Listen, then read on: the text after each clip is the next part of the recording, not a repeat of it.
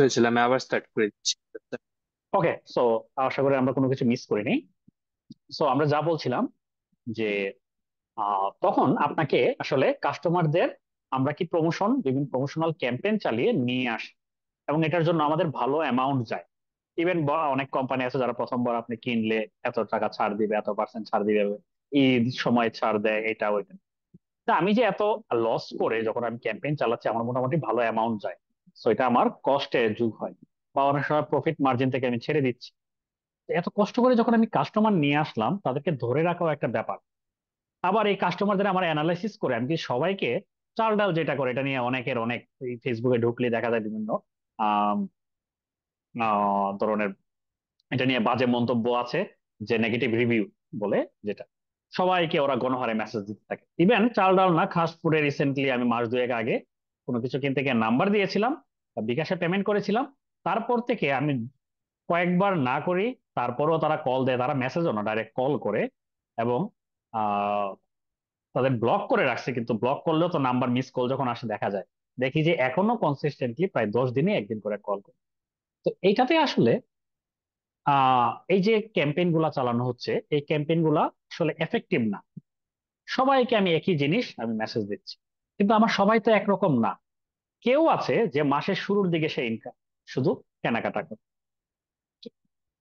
কেউ এরকম মানে এত হাই ফ্রিকোয়েন্ট মানে ইউজার না। কেউ আছে হলো যে রেগুলার ইন্টারভেলে সে প্রতি সুপার স্টোরে আসতেছে বা আমার একটা প্রোডাক্ট কিনছে।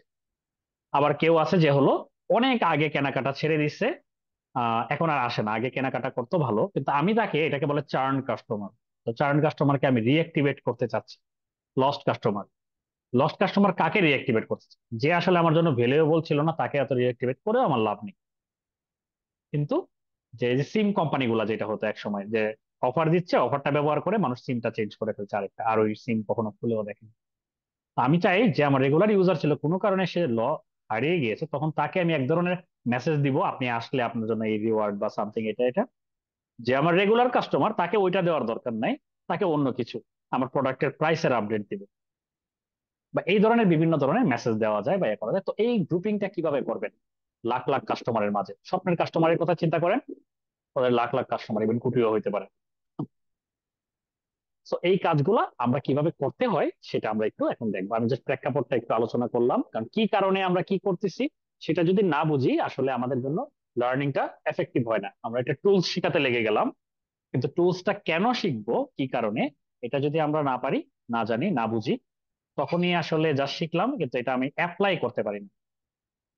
তো আমি, আপনারা যদি এখানে দেখেন, এটা আসলে এসকিউএল না, যদিও আমাদের উদ্দেশ্য মানে এসকিউএল এ করা। তো আমি একটা জাস্ট পাওয়ার বি এর সিঙ্গেল পেজ একটা ড্যাশবোর্ড দেখালাম। এটা হলো ওই যে আমরা যে অ্যানালাইসিসটা আজকে করব, এটাকে বলে আরএফএম সেগমেন্টেশন। কাস্টমারকে যে সেগমেন্ট করবেন, গ্রুপে ভাগ করবেন, দুইটা ওয়ে আছে। এটা বলে বিহেভিয়ারিয়াল ক্লাস্টারিং। এটা হলো এই ধরনের টুল দিয়ে করা যায় না, এটা হলো পাইথন আর এর মতো টুল লাগে। কে মিনস ক্লাস্টারিং দিয়ে করে, যাদের কিছুটা জানেন তারা বলতে পারে। আরেক ধরনের আছে যে আমি তাদের বিহেভিয়ার নিয়ে এত কিছু না, বিহেভিয়ারাল বলতে সে কি জেন্ডার কোন ধরনের, তারপরে মানে তার ডেমোগ্রাফিক ইনফরমেশন নিব না, শুধু আমি নিব রিসেন্সি শব্দটা বলতেছে না, সে লাস্ট কতদিন আগে কেনাকাটা করছে, সে কি ফ্রিকোয়েন্ট টাইম রিসেন্ট টাইমে বায়ার নাকি লস্ট কাস্টমার, অনেক আগে বাই কিনেছে আমার কাছ থেকে। ফ্রিকোয়েন্সি, সে কত ঘন ঘন আমার কাছ থেকে কেনাকাটা করে, অর্ডারের কাউন্ট, মানিটারি ভ্যালু। অনেকে আছে হয়তো রেগুলার কিনে, কিন্তু সে খুব ভ্যালুয়েবল নাও হইতে পারে, সে ভিআইপি টাইপের ক্লায়েন্ট নাও হইতে পারে, সে কম টাকার কিনে। আরেকজন আছে হয়তো বা মাসে একবার কিনে, কিন্তু সে মাসের ফুল বাজার করে নিয়ে যায় 15,000 20,000 টাকা। সো তার আলাদা একটা ভ্যালু আছে। সো এই তিনটা কম্বিনেশন, এখন আপনাকে একটা চিন্তা করেন, আপনি একটা সুপার স্টোরের হয়ে কাজ করেন, আপনার বস বলল আমাকে টপ 100 কাস্টমারের লিস্ট দাও। নেক্সট কোয়েশ্চেন আপনার কি হবে? কোয়েশ্চেন করতে হবে টপ কিসের ভিত্তিতে আপনি বলতেছেন। টপ হইতে পারে তাকে আপনি রেভিনিউ এর ভিত্তিতে বলতে পারেন, মানে সে আপনাকে কত টাকা আপনার কাছ থেকে কিনেছে, বা এখান থেকে আপনার কত প্রফিট হয়েছে। আরেকটা আছে যে কতবার কেনাকাটা করেছে, এটার ভিত্তিতে সে আপনার কাছে মোস্ট লয়াল বা ফ্রিকোয়েন্ট কাস্টমার। আর এই কাস্টমার গুলা যদি মনে করেন যে, যদি বলে যে 1 বছরের রেভিনিউ দাও, যারা মনে করেন যে বছরের শুরুতেই, মানে মনে করেন 2024-এর রেকর্ড দেখতে যাচ্ছে, দুই মানে 50 জন কাস্টমার পেলাম যারা হয়তো জানুয়ারি বা ফেব্রুয়ারিতে সবকিছু কেনাকাটা করে ফেলেছে। এরপরে আর কিনেই নাই। তো আপনি যখন ডিসেম্বরে গিয়ে বা এখন অ্যানালাইসিস করতেছেন, তখন কিন্তু তাদেরকে আপনাকে দেখাইতে হবে সে হয়তো বেশি কেনাকাটা করলো, এই যে টপ 100 এর লিস্টে ঢুকে গেল, সে তো আসলে রিসেন্ট টাইমে তার কোনো অ্যাক্টিভিটি নাই। You already have lost him or her. So এই জন্য তখন এই তিনটারই আমাদের কম্বিনেশন ধরতে হয়। এই কম্বিনেশন গুলা ধরে আমরা এভাবে ট্যাগ দিতে পারি, লয়াল কাস্টমার কারা, অ্যাবাউট টু স্লিপ কারা, ঠিক আছে, এইরকম চ্যাম্পিয়ন্স কারা। এবার আপনি যদি মানে মনে করেন অ্যাবাউট টু স্লিপে ক্লিক করেন, দেখেন এখানে ডেটা গুলাতে দেখেন যে আমার রিসেন্সির দিক দিয়ে লাস্ট তারা কতদিন আগে কেনাকাটা করেছে, মানে এখানে হলো মান্থ বা ডেতে আছে এগুলো। আবার যদি লয়াল কাস্টমার বলি, আহ তখন তারা দেখেন একদম রিসেন্ট টাইম এখানে এই নাম্বার গুলা ছোট রিসেন্সি ভ্যালু। তো এইগুলো আমরা একটু দেখবো, এটা এসকিউএল থেকে করবো। মেইনলি এসকিউএল এর কাজটা করে পাওয়ার বিআই এটা নিয়ে আসা যায় এরকম ভাবে। আবার এগুলা করতে গেলে সুবিধা হলো এখানে গ্রাফ থেকেও বোঝা যায়। লাল কালারের এটা হলো আপনার চার্ন কাস্টমার, এটা মোটা যেটা দেখতেছেন সর্ট অফ বাবলের সাইজ, এটা দিয়ে বুঝতেছেন যে হলো এরা হলো অ্যাবাউট টু স্লিপ। ও আপনার জন্য মানিটারি, সরি বাবলের সাইজ না, সরি মানিটারি ভ্যালু। সে আপনার জন্য অনেক টাকা কেনাকাটা করেছে কিন্তু সে আর এখন অ্যাক্টিভ না। এটা কিভাবে বুঝতে পারি? যত ডানে তত এটা, যত উপরে সে তত ফ্রিকোয়েন্সি। কিন্তু এই যে পাওয়ার বিআই এইভাবে করা যায়, পাওয়ার বিআই সবসময় যে করা যাবে ব্যাপারটা এমন না, কিন্তু এই ধরনের অ্যানালিসিস গুলো সবসময় রিকোয়ার্ড হয় জানা থাকলে। আমাদের স্টুডেন্ট এখন পাঠাবে কাজ করতেছে, ও যখন ওখানে গিয়ে যখন ইন্টারভিউ দেয় বা ওর পোর্টফোলিওতে যখন ওরা আহ এই যে কোহোর্ট অ্যানালাইসিস, এবং কোহোর্ট অ্যানালাইসিস কোনটা, এটা মেবি আরেকটা কোহোর্ট অ্যানালাইসিস, যে এটাও আমার কাজে আমি রেগুলার ইউজ করি, ইভেন আজকেও এটার উপরে কাজ করে আসলাম। এখানে হলো আমরা দেখতে চাই যে প্রতি মাসের শুরুতে কতজন কাস্টমার আসছে, নিউ কাস্টমার, এবং তার থেকে কতজন আমার রিটেইন করতে পারতেছে, বাকিরা আমার চার্ন হয়ে গেছে। 1 মাস পরে কতজন আছে, 2 মাস পরে কত পার্সেন্ট আছে, 3 মাস পরে এর মধ্যে কত percent new customer, returning customer, এই কাজগুলো করে, এই কাজগুলো এক্সট্রা ভ্যালু অ্যাড করে। সো আমরা এখন টপিকে চলে যাই, ফিরে যাই। এসকিউএল কি, এসকিউএল দিয়ে এক্সপ্লোরেটরি অ্যানালিসিস, ডেটা অ্যানালিসিস কিভাবে করতে হয়, হ্যাঁ, এবং সেটা আমরা লোকাল ভার্সনটা একটু দেখবো, ক্লাউডে কি ধরনের কাজ হয় সেটাও দেখবো। তো আমরা এসকিউএল এর লোকাল ভার্সনে কাজ করার জন্য, এসকিউএল এর প্রথমেই বলে নিই অনেকগুলা ডায়ালেক্ট আছে, ডায়ালেক্ট বা ভার্সন আছে, হ্যাঁ, এবং এগুলোর ভিতরে আবার ফ্রি আছে, পেইড আছে। ফ্রি ভার্সন গুলোর ভিতরে সব থেকে পপুলার যেগুলা, বা স্ট্রাকচার্ড কোয়েরি অ্যানালিসিস বা ডেটা অ্যানালিস্টদের নর্মালি স্ট্রাকচার ডেটা নিয়ে কাজ করি, স্ট্রাকচার আনস্ট্রাকচার এটা নিয়ে কথা বলবো। আমি একটু একটা স্লাইড দেখাই, স্লাইড না, একজনের একটা নোটবুক ছিল, দেখাই। এটা একটা হ্যান্ড নোট, আমি একটা কোথাও একটা ভিডিও দেখতে গিয়ে তো ওটা দেখছিলাম, যে নোটটা আমার ভালো লাগছিল। তো এরকম আপনি যখন কোনো কিছু একটা কোথাও কাজ করতেছেন, তো আপনার অ্যারাউন্ড সারাউন্ডিং সব সময় বিভিন্ন ধরনের ডাটা দেখবেন। যেমন আপনার বিজনেস অনুযায়ী, যেমন এবার এখন ইভি গুলা থেকে, ইলেকট্রনিক ভেহিকেল গুলা থেকে সব ধরনের ডাটা ইয়ে করা যায়। আপনার বিভিন্ন ধরনের identification number, voter ID card number থাকতে পারে, হ্যাঁ, মানুষের নাম থাকতে পারে, ভোটারদের নাম থাকতে পারে, বিভিন্ন ব্যাংকিং ইনফরমেশন, আপনার ইনকাম, এগুলা থাকতে পারে। এই ডাটাগুলা অনেক কোম্পানি কি করে, আমি ইভেন এক্সেলে তারা ইনপুট করতে পারে। এখন এখানে নিউমেরিক নাম্বার থাকতে পারে সব, যেমন এই ডেটে আমার কত রেভিনিউ বা এটা, ইভেন নর্মাল একটা কোম্পানির অ্যাটেন্ডেন্স শিট, কে কবে আসলো না আসলো, কয়টা এন্ট্রি করলো, এই ধরনের। আবার কিছু আছে টেক্সট ডেটাও থাকে। টেক্সট কোনগুলা? যেমন কেন লেট করলো, এই ধরনের ইনফরমেশন বা ডিটেলসে আরো কিছু। অথবা আমরা যেমন এখন হলো চ্যাট জিপিটি কে প্রম্পট করার সময় টেক্সট আকারে লিখতেছি না, তো এটাও তো একটা টেক্সট সর্ট অফ। তো এগুলো হলো unstructured data, video, audio, text, এই ধরনের ডাটাগুলোকে বলে আনস্ট্রাকচার্ড ডেটা। আরেক ধরনের ডেটা আছে sort of semi structure data বলে। তো এইগুলার জন্য আলাদা ডেটাবেজ আছে, মঙ্গোডিবি বলে, হ্যাঁ, বা এক্সএমএল ডেটাবেজ আছে। তো এই ধরনের বিভিন্ন ডেটা আছে। তখন আমাদের মূল উদ্দেশ্য হলো এই ডেটাগুলাকে, কাস্টমারের ইনফরমেশন, আপনার বিজনেসের ইনফরমেশন, সবকিছু, সেলস এর ইনফরমেশন, সবকিছু বিভিন্ন টেবিলে একটা জায়গায় রাখা, স্টোর করা, এবং এমন একটা ভাবে স্টোর করা, একসাথে এক টেবিলে সব ইনফরমেশন না। একটা বিজনেসে, রিয়েল বিজনেসে অসংখ্য ইনফরমেশন থাকে, আপনার এইচআর রিলেটেড ইনফরমেশন থাকে, স্যালারি ইনক্রিমেন্ট, এটা এটা, সেলস এর ইনফরমেশন থাকে, এমপ্লয়ীদের জয়েনিং ডেট বা এই ধরনের ইনফরমেশন থাকে, আপনার যারা সেলস বয় হিসেবে কাজ করে তাদের ইনফরমেশন থাকে। এরকম অসংখ্য ডাটা থাকে, সব যদি আপনি এক টেবিলে রাখেন, মেসাকার হয়ে যায়, রাখতেও পারবেন না ভালোভাবে, একটা মানে এলোমেলো অবস্থা হয়ে যায়। তখন আমরা কি করি, এগুলোকে মাল্টিপল টেবিলে রাখি। মাল্টিপল টেবিলে রাখি, কিন্তু এমন ভাবে রাখি যেন কানেক্টেড, একটা ধরে টান দিলে যেন আরেকটা আসে। তো যেমন আপনি এরকম ভাবে স্ট্রাকচার ভাবে রাখার পরে আপনি যেমন বললেন যে আপনার টোটাল স্পেন্ডিং কত, এটা সিম্পল একটা কুয়েরি করলে এই টেবিলের উপর, যেই টেবিলে সেলস এর ডাটা আছে, স্পেন্ডিং এর ডাটা আছে, সেখানে একটা কুয়েরি করলে আপনার ইনফরমেশনটা চলে আসবে। কুয়েরি কি আমরা দেখব। আর এসকিউএল বলতে বোঝায়, এটাকে সিকিউএলও বলে, এসকিউএলও বলে, স্ট্রাকচার্ড কোয়েরি ল্যাঙ্গুয়েজ। হ্যাঁ, এবং এটা হলো আর পাইথন এগুলোরও আগে এটা আসছে, 72 73 দিকে আইবিএম মনে হয় প্রথম ডেভেলপ করেছে, সেটা এখনো চলতেছে এবং এটা ডিমান্ড সবসময় থাকবে। তো এই ডেটাকে যেটা বলে, এবং ডেটা বেস ম্যানেজমেন্ট সিস্টেম যেটা, এই ডেটা আমি ইনসার্ট করা, মেনটেন করা, আপডেট করা, কাকে অ্যাক্সেস দিব না দিব, এটাকে বলে ডেটাবেস ম্যানেজমেন্ট সিস্টেম। কিন্তু ডেটা অ্যানালিস্টদের, ডেটা সায়েন্টিস্টদের ডেটাবেস ম্যানেজমেন্ট সিস্টেমের এই কাজগুলো করতে হয় না, কাকে অ্যাক্সেস দিব দিব না, নতুন ডেটা কিভাবে আসবে, ডেটাবেস ডিজাইন করা, এই কাজগুলো লাগে না তাদের। জানা থাকলে ভালো তারা কিভাবে ডিজাইন করলো, তখন আমি অ্যানালাইসিস করতে গেলে সুবিধা হয়, কিন্তু তাদেরকে এই কাজটাই ফোকাস করতে হয় না। এটা অনেকেরই একটা প্রশ্ন থাকে, আমি ডেটা অ্যানালিস্ট হিসেবে কি আমার ডেটাবেস ম্যানেজমেন্ট শিখতে হবে? না, এটা সম্পূর্ণ ডিফারেন্ট রোল। এই ডেটাগুলো দেখা যায় হলো ডেটাবেস থেকে বিভিন্ন যে পাওয়ার বিআই আসে বা বিভিন্ন বিআই টুলে, পাইথনে যায়, তারপরে বিভিন্ন অ্যাপ চলে, যে আমি আপনি যেমন জুম অ্যাপ ব্যবহার করতেছি, এটা যে মনে করেন যে পাসওয়ার্ড যে আমাদের দেওয়া, সেট আপ করা বা ইউজার নেম দেওয়া, এগুলোও জুমের ডেটাবেসে সেভ আছে। সে হলো প্রত্যেকবার জয়েনের সময় সে ভেরিফাই করে, বা ফেসবুকে ঢোকার সময় যখন আমরা করতেছি। সো এসকিউএল এর যেটা বললাম যে অনেক ধরনের ডেটাবেজ আছে, যেমন একটা বললাম দেখেন মঙ্গোডিবি, ডকুমেন্ট ডেটাবেজও বলে, এখনো গ্রাফ বা এরকম ডেটাবেজ আছে। তো এই ধরনের অ্যাপাচি কাসান্ড্রা, এটা হলো নোএসকিউএল টাইপ ডেটাবেজ বলে। সো আমরা নোএস ডেটা অ্যানালিস্ট হিসেবে অ্যাটলিস্ট ক্যারিয়ার কেউ যদি শুরু করতে যান, অ্যাটলিস্ট বছর প্রথম 2 3 বছর কাউকে নোএসকিউএল রিলেটেড কাজ করতে হয় না, এটা রেয়ার কেস। ডেভেলপারদের জানতে হয় কিছু কিছু ক্ষেত্রে, কিন্তু ডেটা অ্যানালিস্ট, ডেটা সায়েন্টিস্টদের অনলি 5% কেসে হয়তো বা সর্বোচ্চ লাগতে পারে যে নো এসকিউএল ডেটা। আমি শখে শখে শিখেছিলাম নো এসকিউএল মঙ্গোডিবি, কিন্তু আমার এখন পর্যন্ত কোনোদিন মঙ্গোডিবিতে কাজ করতে হয়নি।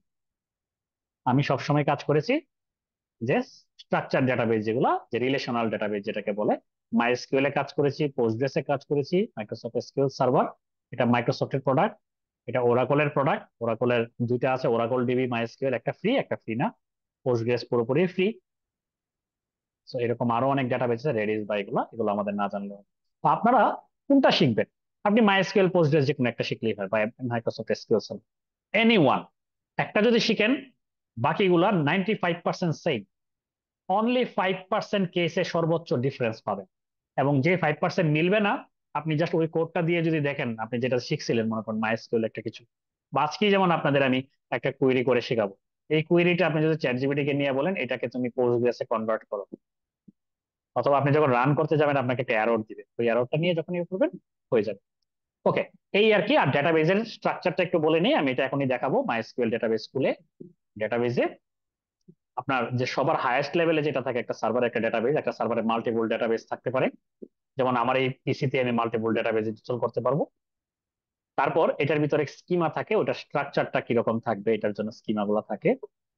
এটার ভিতরে টেবিল থাকে মাল্টিপল, যে বললাম না, সেলস এর টেবিল, কাস্টমারদের টেবিল, এরকম এমপ্লয়ি টেবিল আলাদা আলাদা থাকে। এবং এর ভিতরে যেটা থাকে, কলাম থাকে, বা এটাকে আমরা ফিল্ডও বলি। বিভিন্ন কলামে যে দেখতেছেন এখানে, ID, name, score, birth date, বিভিন্ন ধরনের এরকম, আবার অন্য ডিফারেন্ট কেউ থাকবে। হ্যাঁ, তো এতটুকু পর্যন্ত আমরা এখান থেকে দেখি।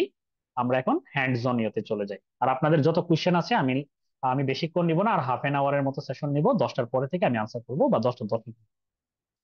তো আপনি যখন, এটা আমি ইনস্টল করা আছে এখানে মাইএসকিউএলটা, এটা মাইএসকিউএল চালানোর জন্য সব থেকে ভালো একটা ইয়ে হলো মাইএসকিউএল ওয়ার্কবেঞ্চ। এছাড়াও থার্ড পার্টি অনেকগুলা, যে থার্ড পার্টি বলতে বা অনেকগুলা এটাকে বলে আইডিই বলে, ইন্টিগ্রেটেড ডেভেলপমেন্ট এনভায়রনমেন্ট, যেখানে আপনি যে কোনো ডেটাবেস কানেক্ট করে কাজ করতে পারবেন। তো এটাতে শুধু এসকিউএল টাইপের ডেটাবেসই নিয়ে কাজ করতে পারবেন। স্ক্রিন দেখা যাচ্ছে, সো এটা যদি ওপেন করেন, কিন্তু আপনি ডিবিভার বা এরকম আরো অনেকগুলো আছে, ওখানে আপনি পোস্টগ্রেস, এগুলো সবগুলা ক্রেডেনশিয়াল দিন। কিভাবে কানেক্ট করবেন? শুরুতে ইনস্টল করার পরে এখানে, যেমন আমি এখন আর যেটা বললাম যে ওয়েবিনার অন SQL, হ্যাঁ, এরকম, বা সিকুএল যে নামে বলে। এখানে নর্মালি অন্য ডেটাবেজের সাথে আপনার কোম্পানি ডেটাবেজ যখন প্রোভাইড করবে আপনাকে আপনাকে এটা কিছু না, এটা যে কোনো নাম দিতে পারেন আপনি। আপনাকে এখানে একটা আইপি দিবে, আইপি অ্যাড্রেস দিবে। তো আমাদের ক্ষেত্রে যেটা, আমরা লোকাল মেশিনে সবার আইপি সেম 127.0.0.1। আমার এখানে ইউজার নেম দিতে হয়েছে, আর পোর্ট সবসময় নর্মালি সেমই থাকে 3306 এটার জন্য, মাইস্কুয়েল এর জন্য, বা চেঞ্জ করতে পারে কেউ। আমার ইউজার নেম রুট, পাসওয়ার্ডও হলো, আমি এখানে পাসওয়ার্ডটা দিতে হবে। পাসওয়ার্ড যখন আমি দিলাম, দিয়ে আমি চাইলে টেস্ট কানেকশন দিতে পারি। এখানে সরি, এখানে পাসওয়ার্ড দিতে হচ্ছে, পাসওয়ার্ডটা ভুল ছিল। তখন successfully made the SQL connection, just হলো। আমি তখন ওকে দিব, দেখেন ওয়েবিনার অন এসকিউএল, এটাতে ডাবল ক্লিক করব। এটা সবসময় করতে হয় না, একবার করলেই হয়। দেখেন আমার এখানে যেগুলো আছে, এটা হলো এসকিউএল এর, মাই এসকিউএল এর লেআউট। বাম দিকে হলো সবগুলো হলো ডেটাবেস, এক একটা ডেটাবেস। আই হোপ স্ক্রিন দেখা যাচ্ছে ভালো করে। একটু ছোট লাগতে পারে, আমরা কোড করার সময় একটু বড় করে নিব। এগুলো হলো আমার এখানে একটা এমপ্লয়ি ডেটাবেস, একটা ডেটাবেস দেখেন, এমপ্লয়ি ডেটাবেস। এটার আন্ডারে দেখেন টেবিল আছে, কিছু ভিউ আছে, ভিউটা আমরা পরে দেখবো। ভিউটাই সব থেকে বেশি কাজে লাগে ডেটা অ্যানালিস্ট বা বিআই অ্যানালিস্টদের জন্য। দেখেন মাল্টিপল টেবিল আছে, ডিপার্টমেন্ট, ডিপার্টমেন্ট এমপ্লয়ি, ম্যানেজার। তো যদি এখানে ক্লিক করেন, নিচে দেখবেন এটার আন্ডারে কি কি কলাম আছে, নিচে দেখেন। এবং কলাম গুলা বা ফিল্ড বলি আমরা, এগুলা কি, কোনটা কি, যেমন এটা ডেট, এটা ডেট ফরম্যাটে, এটা ক্যারেক্টার বলতে পারেন, স্ট্রিং বা টেক্সট। আবার আপনি এখানে আছেন, সুন্দর করে এখানে যদি ক্লিক করেন, আপনাকে এখানে ডাটাও দিয়ে দিচ্ছে।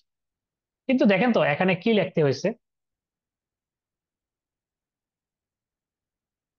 আমাকে লিখতে হয়েছে যে সিলেক্ট স্টার বলতে বোঝায় অল, মানে আমি কি কি কলাম চাই, আমি বলছি এই টেবিলের সব কলাম আমাকে দিয়ে দাও, তখন আমরা অল বলি বা স্টার লেখে, যদিও স্টার লেখে আমরা এটা অল বলি উচ্চারণ। From employees dot department, employee কেন, এমপ্লয়িটা হলো এটা ডেটাবেজের নাম, আর এটার ভিতরে এই টেবিল। এসকিউএলটা হলো সর্ট অফ এরকম অনেকটা হিউম্যান ল্যাঙ্গুয়েজের মতো। এসকিউএল কি আসলে, আপনি পাইথন আর শিখতে যান আপনাকে, বা পাওয়ার বিআই শিখতে যান, পাওয়ার বিআই বেসিকটা আপনি হয়তো বা 1 মাস শিখতে পারবেন, কিন্তু অ্যাডভান্স সবকিছু যদি করতে যান, শিখতে যান, আপনাকে মাসের পর মাস, বছরের পর বছর ইয়ে করতে হয়। আমি এখনো শিখি পাইথন, আর এরও শেখা শেষ নাই, নতুন নতুন প্যাকেজ বা লাইব্রেরি আছে। কিন্তু এসকিউএল এর আসলে খুব নতুন নতুন ফিচার আসেন। এসকিউএল কেউ যদি ডেডিকেটেডলি শিখে 1 মাসে, কোনো কোর্স করা বা এটা না, আপনি ইউটিউবে যদি দেখেন বা দেখেন, বা স্ট্রাকচার ওয়েতে যদি দেখেন, 1 মাস লাগবে সর্বোচ্চ এসকিউএল ইন্টারমিডিয়েট লেভেল পর্যন্ত আপনার কভার করতে, কারণ এটা এমনিতেও লিমিটেড। তো আমরা যেমন এই যে একটা হিউম্যান ল্যাঙ্গুয়েজের মতো বা কথা বলার মতো বললাম না, যেমন এটা আমরা বললাম। এখন আপনি মনে করেন যে স্যালারি টেবিলের ইনফরমেশন দেখবেন কি কি আছে, আপনি বলবেন যে সিলেক্ট দিয়ে শুরু করতে হয় এই ধরনের কুইরি। আমি যখন কোনো কিছু চাই যে আমাকে তুমি আউটপুট দেখাও, সিলেক্ট অল ফ্রম, কোথা থেকে, প্রথমেই তো আমি বলতেছি, বা এটা প্রথমে দেওয়ার দরকার নাই, জাস্ট সিলেক্টের পরে ফ্রম দিয়ে আপনি বলেন কোন টেবিল থেকে। আর এটাকে ক্যাপিটাল লেটার, স্মল লেটার বা আপার কেস, লোয়ার কেস কোনো পার্থক্য হয় না। তো আমি এটা যেটা স্যালারিজ, আমার এখানে দেখেন একটা টেবিল আছে। তো এখান থেকে কি চাই আমি, আমি যদি স্পেসিফিক কোনো কলাম চাই, আমি বলতে পারি যে, আমি বলি যদি ওকে আমাকে স্যালারি কলামটা দাও তো, এখানে দিয়ে এন্টার চাপলেও এটা আমাকে দিই। কিন্তু এখান থেকে আমি বুঝতে পারবো কার স্যালারি কোনটা বলছে। তখন আমি বলতে পারি যে আমার এমপ্লয়ি আইডিটাও দরকার, ইএমপি আইডি, এমপ্লয়ি নাম্বার আছে আমাদের ডাটাতে। কন্ট্রোল এন্টার দিতে পারেন এখানে রেখে, অথবা এখানে রেখে সিলেক্ট করে এটা দিতে পারেন। কোয়েরিটা যদি নর্মাল এসকিউএল লেখার কোয়েরি একটু সুন্দর করতে হয়, তো এটার জন্য সিলেক্ট করে বিউটিফাই একটা অপশন আছে, এইভাবে দিলে, এইভাবে লেখলে স্ট্রাকচার বোঝা যায় সুন্দর। আমি সিলেক্ট করতে চাচ্ছি এই কলাম, আমার দরকার হলো এমপ্লয়ীদের নাম এবং মানে নাম দরকার, এবং স্যালারি দরকার। কোন টেবিল থেকে, এই টেবিল থেকে, বাস। এখন আপনি বলতে পারেন যে ওকে স্যালারি তো দেখলাম, কিন্তু আমি তো চাচ্ছিলাম এমপ্লয়ির নাম দরকার, কিন্তু এমপ্লয়ির নাম তো আমি দেখতেছি না এই টেবিলে। এমপ্লয়ির নাম যদি আপনি দেখেন এই টেবিলে কি কি কলাম আছে, আপনি যদি এমপ্লয়িজ ডট কি দরকার আমাদের, স্যালারিজ। এবং আরেকটা ব্যাপার দেখেন, আপনি যখন এভাবে করতেছেন, স্ক্রল করে করে কি কত নিচে যাবেন বা গিয়ে কি হবে আপনার, আমরা তো জাস্ট স্ট্রাকচারটা দেখতে যাচ্ছি না। তখন আমরা এখানে নর্মাল একটা ব্যাপার আমরা বলি যে লিমিট, এটা ডেটা সেট, মানে আপনার দ্রুত আউটপুটও দেখায়। লিমিট যখন দেন, এবং এটা গুড প্র্যাকটিস, কোথাও ভাইবা দিতে গেলে নর্মালি এরকম ছোট ছোট জিনিসের জন্য অনেকে এগুলো টেস্ট করে। আমি জাস্ট স্ট্রাকচারটা দেখতেছি 10টা বা 20টা, আমি যখন অ্যানালাইসিস করবো তখন ফুল ডাটার উপর করবো। স্যালারি টেবিলে দেখেন এমপ্লয়ি নাম্বার আছে বাস। আমি জাস্ট বেসিকটা দেখানোর জন্য এ করতেছি, আমরা এই ডেটাবেস নিয়ে কাজ করবো না হয়। তখন আমার যেতে হবে যে ওকে তাদের নাম যদি দরকার হয় এমপ্লয়ীদের, মানে সরি আমার নাম দরকার। নাম দেখেন আমি যদি এই ডেটাতে যাই, তখন দেখেন তো এখানে এমপ্লয়ির ফার্স্ট নেম লাস্ট নেম এগুলো সব আছে, অথবা আপনি এখানে ক্লিক করে এখানেও দিতে পারেন। দেখেন তো এখানে এমপ্লয়ীদের আইডি, এমপ্লয়ি নাম্বারের সাথে বার্থ ডেট আছে, ফার্স্ট নেম আছে, লাস্ট নেম আছে, জেন্ডার আছে, হায়ার ডেট, সব ইনফরমেশন আছে। তাহলে আমার ওই ইনফরমেশনটা আনার জন্য আমার কোথায় যেতে হবে? ওই টেবিলে হিট করতে হবে। তো এই জায়গাটাই এসে এসে বলে যে এসকিউএল এর জয়েনিং ইনফরমেশন। তখন আমি ওইটা আনতে পারবো, আনতে গেলে আমাকে তখন বলে যে তুমি এইভাবে করো জয়েন। অ্যাপ জয়েন বলতেছে যে আমি যে এখানে আউটপুটটা দেখেছিলাম, যে এতটুকু আমরা দেখেছিলাম না, এই যে আউটপুটটা দেখেছিলাম এটার সাথে আমি এই আইডির সাথে মিল রেখে রেখে, যেমন এক ওইখান থেকে নামগুলা নিয়ে আসার জন্য। এবং একজন এমপ্লয়ি দেখছেন না মাল্টিপল এন্ট্রি স্যালারি, কারণ আছে স্যালারিতে একজন মানুষের বাড়তে পারে না, বিভিন্ন সময় যখন বাড়ে তখন এই জন্য এখানে যদি আপনি ডেটটা দিতেন, যেমন স্যালারি সাথে আপনি ফ্রম ডেট, ফ্রম ডেট, আমি শুধু উপরের অংশটা রান করতেছি, হ্যাঁ দেখেন কোন ডেটে কিরকম তার স্যালারি ছিল এখানে, পরে আবার চেঞ্জ আছে। এবং লেফট জয়েন বলতে এই টেবিলের সাথে আমি জাস্ট এই যে এখানে টেবিল দেখেছিলাম না, এটা থেকে আমি জয়েন করে, যেমন 1001-এ 1001 মিললো, তো তার যে এখান থেকে বাকি যে ইনফরমেশন গুলো আছে আমি চাই এদিকে এসে পাশে পাশে বসে যাক। এই জন্য বলতেছি যে লেফট টেবিলের সাথে আমি পাশে জয়েন করে নিচ্ছি। তখন আমি লেফট জয়েন বলবো, আমি ওইটা ডিপার্টমেন্টের নাম কি ছিল, ডিপার্টমেন্ট, রাইট। আরেকটা জিনিস করবেন সব সময়, এটা যখন করতেছেন এই ডাটাবেসটা সিলেক্ট করার জন্য এখানে দিয়ে আপনারা সুন্দর করে বলতে পারেন সেট অ্যাজ ডিফল্ট স্কিমা। তাহলে কি করতে হবে, বারবার যে আমরা এমপ্লয়ি এমপ্লয়ি লিখতেছি এটা লিখতে হবে না। তাছাড়া যদি আপনি স্যালারি বলেন তো এই টেবিল কোথা থেকে সে নিবে জানবে না। তখন আমি এখানে এমপ্লয়িজ টেবিল নিলাম। তখন আমাকে বলতে হয় কিসের মাধ্যমে জয়েন করব। তখন আমার বলতে হয় স্যালারিজ টেবিলের যে এমপ্লয়ি নাম্বার ছিল ইকুয়াল টু এই এমপ্লয়ি নাম্বার দিয়ে তো এটার সাথে মিলাবো, এই এমপ্লয়ি নাম্বারের সাথে, তখন আমার এটা বলে দিতে হবে। এটা কিন্তু বেসিকও না, এটা ইন্টারমিডিয়েট লেভেলের কাজ। তো আমার এই টেবিলের নাম কি, এমপ্লয়ি সাজেশন দিবে আমাকে সব সময়। আর এটার ভিতরে আমার কি ছিল, আর এই যে এমপ্লয়ি নাম্বার ইভেন আমাকে সাজেশন দিচ্ছে, ট্যাব দিলেই পূরণ হয়ে যায়। তখন আপনি এখানে এদের পাশে সুন্দরভাবে এখানে নাম নিয়ে আসতে পারবেন। এমপ্লয়ি নাম্বারের পাশে সরি এখানে নাম আনতে পারবেন কি, তখন নাম কোন টেবিলে আছে এটা বলে দিতে হবে, এমপ্লয়িজ ডট, অথবা এভাবে না বললেও হবে। এখানে নামগুলা কি ছিল, first name last name, first name last name, দেখবেন এখন, সরি আমাকে এখানে এরর দিচ্ছে। আচ্ছা এখানে এমপ্লয়ি নাম্বার কোন টেবিলের কোনটা সে এখানে চিনতেছে না, এমপ্লয়ি নাম্বারটা কোন টেবিল থেকে নিচ্ছে, এই জন্য বলছে অ্যাম্বিগুয়াস। এসকিউএল আরো সুবিধা হলো সে আপনাকে সুযোগ দিবে, যে এরর দিলে বলে দিবে যে কোনটার জন্য এরর দিচ্ছে। তখন আপনি যদি এইভাবে বলে দেন না আমি এই এমপ্লয়িটা, যেহেতু এই এমপ্লয়ি নাম্বারটা দুইটা টেবিলেই আছে, সে বুঝতে পারছিল না যে কোনটা থেকে নিবে, এখন বলে দিলেন দেখেন এইগুলো সবার তো একই আইডি ছিল, পরে দেখেন নাম চেঞ্জ হচ্ছে। এসকিউএলটা সর্ট অফ এইরকম। এখন আপনার মনে হলো যে না আমার এটা সবার ইনফরমেশন দরকার নাই, আমার শুধু একজন আইডির দরকার, তখন আপনি বলবেন বা যে কোনো কন্ডিশন দিতে যাবেন তখন হোয়ার দিয়ে বলবেন, হোয়ার ওকে আমি দরকার চাচ্ছি হলো এমপ্লয়ি নাম্বার ইকুয়াল টু আবার সেম জিনিস, এমপ্লয়ি নাম্বার দুই টেবিলেই আছে, তো আমরা এটাকে বলে এটা থেকে নিচ্ছি, এটা বলতে এমপ্লয়ি নাম্বার ইকুয়াল টু কত, আমরা যাচ্ছি মনে করেন যে 1004, যে তার তার হচ্ছে। তো নিউমেরিক হলে এভাবে লিখতে পারেন, আর যদি এটা টেক্সট টাইপের ভেরিয়েবল হয় তখন একটা কোটেশন মার্কের ভিতর লিখতে হবে। দেখেন এই যে ওর শুধু ইনফরমেশন গুলো তো তার ফার্স্ট ডেট ফ্রম ডেট অনুযায়ী। এখন আপনি চাচ্ছেন যে তার সিরিয়ালি সাজাবেন, যে অর্ডার বাই, তখন বলি যে আমি তার ফার্স্ট স্যালারি বা জয়নিং ডেটটা কবে, মানে কখন থেকে পাওয়া শুরু করছে, তখন তখন আপনি যদি বলেন ফ্রম আন্ডারস্কোর ডেট, তখন এটা রান করলে আপনাকে তার ফার্স্ট ইয়ে ছিল স্যালারি পেয়েছিল 1986 সালে 12-এ, এবং লাস্টে সে 2001 পর্যন্ত সে অ্যাক্টিভ। এই ডাটাবেসটা এরকম পর্যন্ত আছে। তো নর্মালি এসকিউএল এ কি হয়, কয়েকটা বিগ সিক্স স্টেটমেন্ট বলে, বিগ সিক্স স্টেটমেন্ট।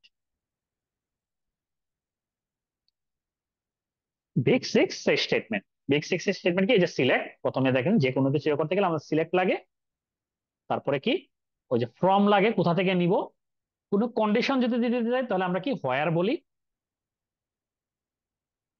তারপরে আমরা বলি যে অর্ডার বাই, এছাড়া আরো দুইটা আছে নর্মালি, এর আগে গ্রুপ বাই একটা আছে, এটা আমি এখানে লিখলাম, এবং লাস্টে আছে হেভিং।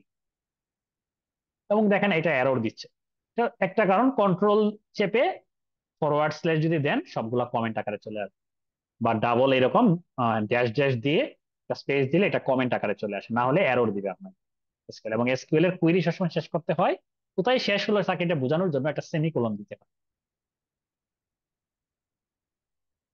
ওকে, ইভেন আমরা যে অ্যানালাইসিসটা করলাম এই কোডটা দিয়ে আমরা সবটা বুঝতে পারবো। অলরেডি তো চারটা জিনিস আমরা এখানে বুঝতে পারছি সবগুলা, সিট আসলো, ফ্রম আসলো, হোয়ার আসলো, অর্ডার বাই। আমরা মনে করেন এখানে হোয়ারটা, আমরা মনে করেন যে হোয়ার এটা না দিয়ে এমপ্লয়ি ডট যে from date greater than or equal to, আমরা একটা ডেট দিতে চাচ্ছি, হ্যাঁ, দুই, এটা হলো 1900, আমি মনে করি যে 96 থেকে ডাটা নিব, 01 শূন্য। তখন আমি শুধু অন্য ডাটা নিয়ে নেই, এই ডাটা দেখেন আমাকে এভাবে 96 থেকে শুধু ডাটা দিবে। কয়েকটাও রাখলাম। এখন এই যে গ্রুপ বাই দেখলেন এবং হেভিং, এটা শিখলে এই কোডগুলো এসকিউএল এর প্রত্যেকটা কোয়েরিতে ইউজ হয়। এই জয়েন শিখলে এবং এই বিগ সিক্স স্টেটমেন্ট শিখলেও 40% 50% কাজ হয়ে যায়। বাকিগুলোর মাঝে আছে সিটি বলে, এটা এটা বলে অ্যাডভান্স অনেক টপিক আছে, সাব কুইরি। সাব কুইরি এবং সিটি এগুলো যে যত ভালো পারে আসলে এসকিউএল এ তত পারদর্শিতা। আর এগুলা সিম্পল ডেটাবেজ, আপনি সিম্পল কাজ করার জন্য, এটা তো শর্ট একটা সেশন, এখানে আসলে এত কিছু কভার করাও কঠিন। আমি ইভেন আপনাদের যেটা আমি সেগমেন্টেশনটা দেখাবো আসলে কোর্স, আমি যখন ক্লাস নিই এটা প্রায় 2 ঘন্টার একটা ক্লাস এক্সপ্লেন করি, তো 2 ঘন্টা ইভেন আমি এখানে পাবো না। তো আমি জাস্ট খালি ওভারভিউটা দেখাবো আলটিমেটলি কিভাবে ইউজ করা হয়, কোডটা জাস্ট ওভারভিউ করবো। আর এখানে আমি জাস্ট এক্সপ্লেনেশনটা আমি দিচ্ছি, মানে এক্সপ্লেনেশন বলতে সরি, পরিচয় করাই দিচ্ছি কিরকম থাকে এবং কাজগুলা কিরকম হয়। যেমন এখান থেকে আপনি যদি চিন্তা করেন, এখানে আমরা দেখাচ্ছি employee number, first name, last name, from date, salary, এগুলা দেখাচ্ছি। এখন আমার এটা উদ্দেশ্য না, আমি দেখতে চাই কোন কাস্টমার আসলে আহ এখানে কি এটা দিয়ে, ওকে, আমার এখানে আরো ইনফরমেশন ছিল, জয়েনিং ডেট ছিল, হায়ার ডেট ছিল এখানে। তো আমি এখান থেকে যেটা নিব আসলে ইওর থেকে, ফ্রম ডেট থেকে আমি আসলে এখানে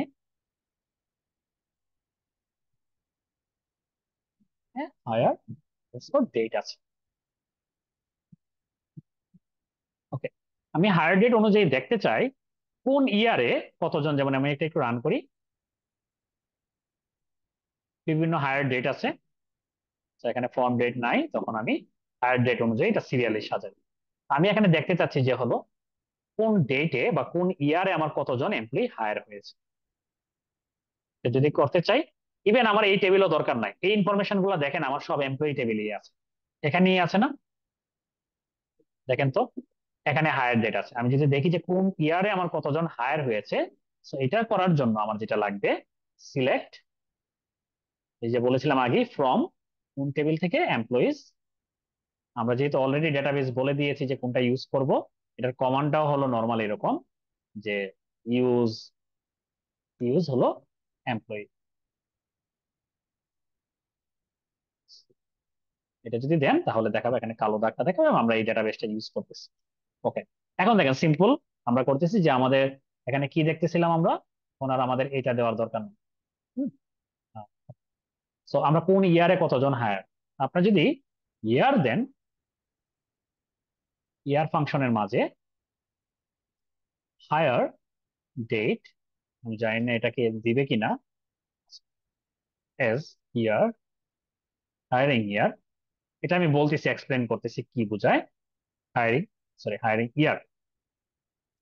আমি চাচ্ছি এখান থেকে এক্সট্রাক্ট করতে যে ইয়ারটা, আমি একটা দেখি যে হলো এটা কাজ করে কিনা।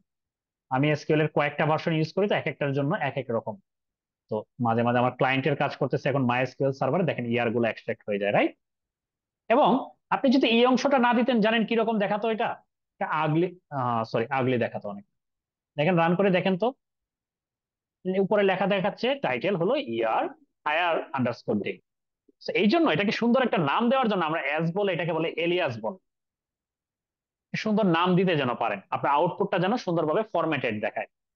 সো এখন যখন আমি এটা করলাম, দেন আমি এখান থেকে বলতে পারি যে ওকে আমি গণতে চাই কোন বছর কতজন ছিল, এই ডাটাটা আপনারা দেখেন, আপনারাই চিন্তা করেন। এখানে আমি ডেট আছে, ডেট থেকে আসলে ডেট থেকে আমি গ্রুপ বাই করে লাভ নাই, আমি ইয়ারে চাচ্ছি কোন ইয়ারে কতজন আমার জয়েন করেছে। তখন এটা করতে গেলে কাউন্ট করার মতো বিষয় আসে না, তখন আমরা বলি কাউন্ট।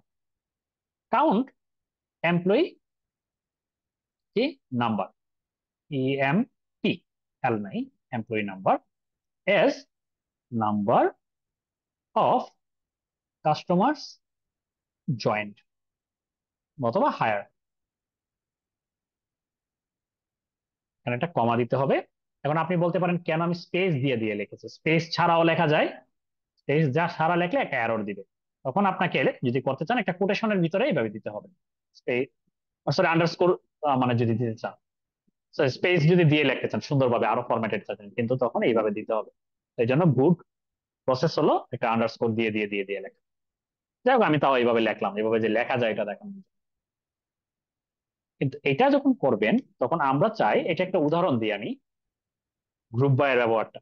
আমরা যখন স্কুলে অ্যাসেম্বলি করতাম, মনে আছে ক্লাস 6-এ যখন যেতাম, প্রথমে এলোমেলো ভাবে সবাই নড়াচড়া করতাম, মানে খেলাধুলা করতেছে এটা, বেল যখন পড়তো স্যাররা আসার আগে আমরা কি করতাম, লাইনে দাঁড়িয়ে যেতাম। ক্লাস 6 এক লাইনে, 7 এক লাইনে, 8 এক লাইনে, এভাবে 9-10। তখন স্যাররা কাউন্ট করতো মাথা গুনে কতজন কোন ক্লাসের আসলো, যদি দরকার হতো আর কি। কিন্তু যদি আমরা এরকম ভাবে যদি গ্রুপ না করতাম, ফরমেশন যদি না দাঁড়াতাম, আমাদেরকে কাউন্ট করতে পারতো? পারতো, কিন্তু অনেক সময় লাগতো, কষ্ট হতো, রাইট? সেই গ্রুপ বাই এর কাজ হলো এটা, যে আমি তখন এই যে এটা করলাম, ইয়ার বাই হায়ারিং ডেট, এইটা দ্বারা আমি প্রথমে গ্রুপ করতেছি, এবং দেন তারপরে আমি এটা কতজন করে কাউন্ট করতেছি সেটা আমি বলে দিচ্ছি। সরি, এটা না, আমি গ্রুপ বাই এর ক্ষেত্রে আমি বলতে পারি এখানে হায়ারিং, এখন আর এটা দরকার নেই। গ্রুপ বাই এর কাজ হলো এটা। তো দেখেন আমি যখন এটা রান করব, আপনাকে দিয়ে দিচ্ছে 1986 সালে কতজন হায়ারিং হয়েছিল, এই সালে কতজন, এটা।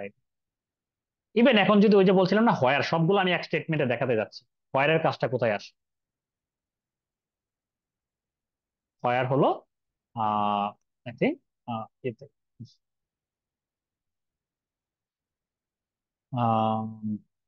হোয়াইট,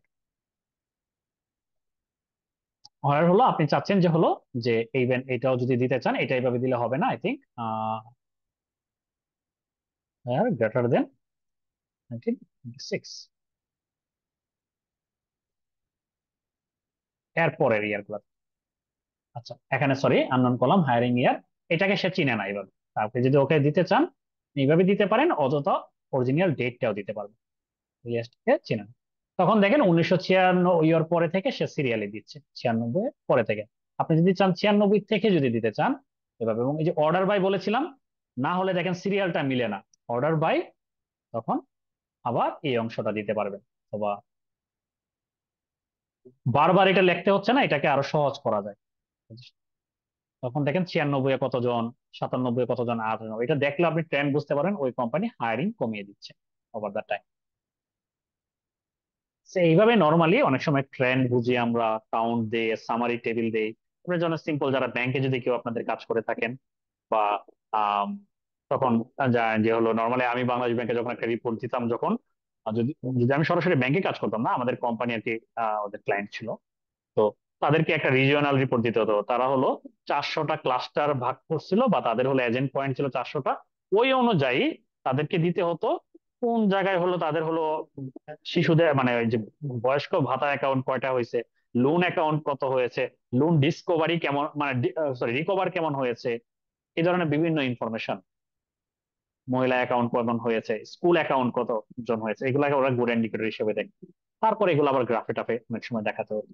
এরকম সামারি রিপোর্ট প্রায়ই লাগে।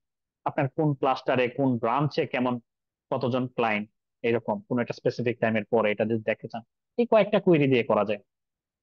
এবং আরেকটা যে হেডিং বললাম, এখন আপনার ক্ষেত্রে মনে করেন যে আচ্ছা, এটা আমরা 90 দিই, একটু বেশি রাখতেছে, এখানে বিভিন্ন নাম্বার দেখতেছেন না।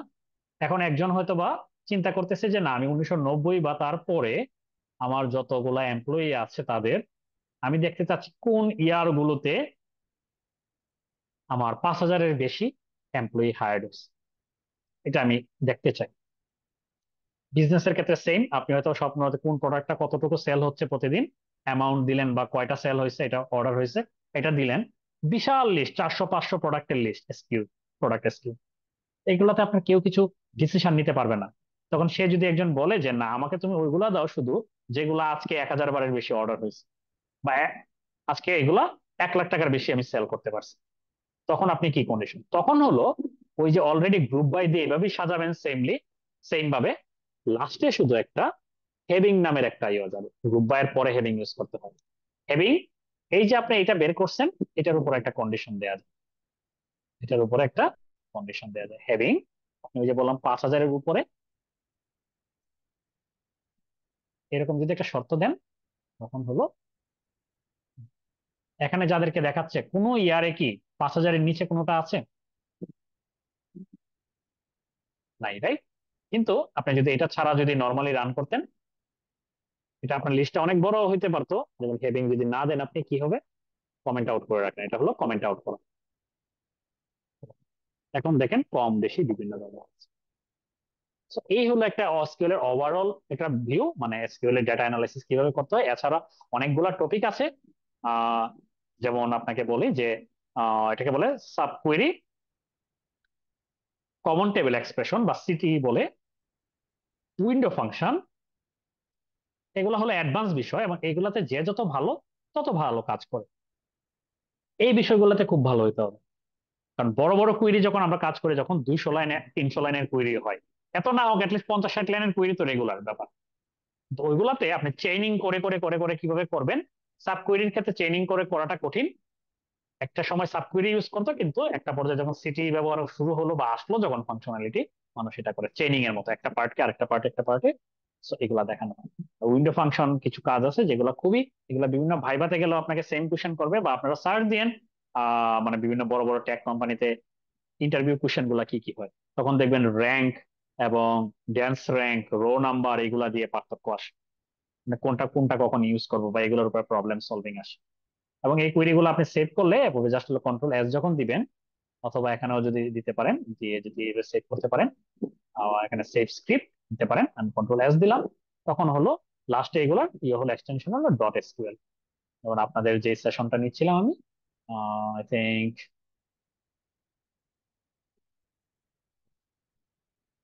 এখানে যদি আমি রাখি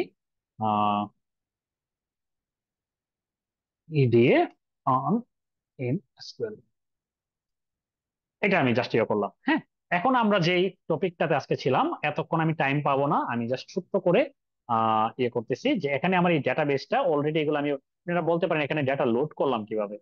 এই ডেটাগুলো লোড করার জন্য আমরা কিছু কুইরি ব্যবহার করছি, বা এতে আপনি এটাতে দেখলেও আই থিঙ্ক যে এই টেবিলে, যে কোনো একটা টেবিলে যদি যান, ডিডিএল নামের একটা অপশন আছে, তখন দেখেন এইভাবে টেবিল ক্রিয়েট করে, কিন্তু এটা আপনার কখনোই কনসার্ন হবে না ইউজুয়ালি, হাইলি আনলাইকলি। মানে সময় ছোট ডেটাবেস দিলে অনেকগুলো, বিশেষ করে মনিটরিং এন্ড ইভালুয়েশন অফিস এরাও করে না।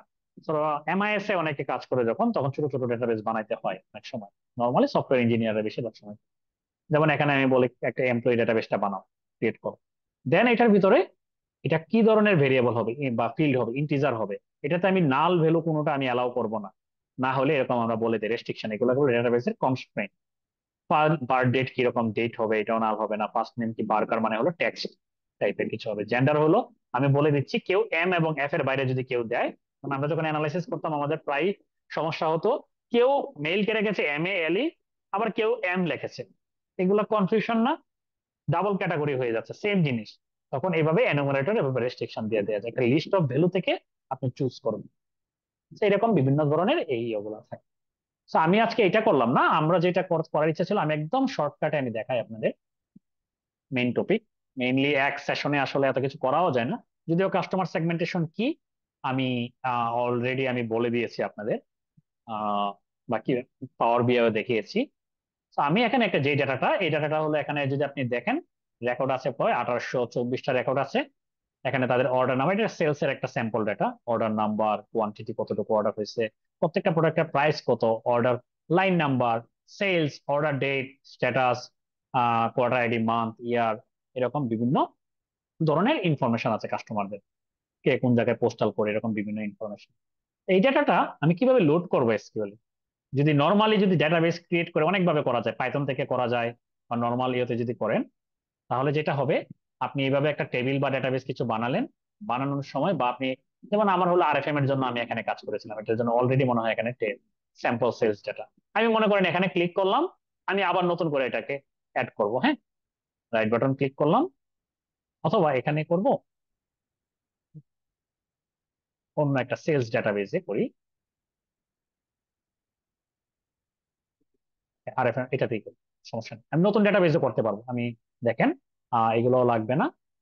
দেখেন আমি নতুন একটা স্ক্রিপ্ট খুলি, যেমন আমি বলি যে ক্রিয়েট, একটু জুম করি, ক্রিয়েট ডেটাবেস স্যাম্পল সেলস, হুম, এরকম। এটা যদি রান করি, দেখেন এখানে একটা, যদি রিফ্রেশ দেই, দেখেন এখানে একটা আমার কোথায় আছে স্যাম্পল সেলস, স্যাম্পল সেলস এখানে আছে, কিন্তু এখানে কোনো আমার টেবিল নাই। তখন আমি এটাকে বলবো, এই ডেটাবেসটা আমি ইউজ করতে চাই, ইউজ স্যাম্পল সেলস। এটা যখন দিব, দেখবেন কালো কালারটা এখান থেকে সিলেক্ট হয়ে এখানে চলে আসছে। তখন এখানে আমি যদি টেবিল করতে চাই, আমি এখানে টেবিল না করে আমি এটা লোড করবো। ডাটা লোড করবেন কিভাবে? যদি এরকম সিএসভি ফাইল থেকে করতে চান, টেবল ডাটা উইজার্ড নামের একটা অপশন আছে, এখানে ক্লিক করবেন। ক্লিক করলে এরকম একটা উইজার্ড দেখাবে, ভ্যালু এখানে করলাম, আমার ডাটাটা মনে হয় এখানে আছে, দেখেন এখানে ফাইলটা। তো আমি কি বল, নিউ টেবিল ক্রিয়েট করবো কিনা? হ্যাঁ, আমি নিউ টেবিল করব। আমি বলি এখানে আরএফএম, মিনিট, ওকে, আমি এখানে নাম দিচ্ছি আরএফএম সেলস, আরএফএম সেলস না, ওকে, জাস্ট মিনিট,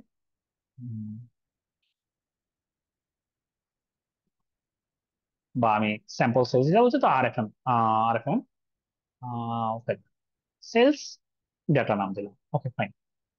শেষ পর্যায়ে আমাকে আর 10 মিনিট সময় দেন।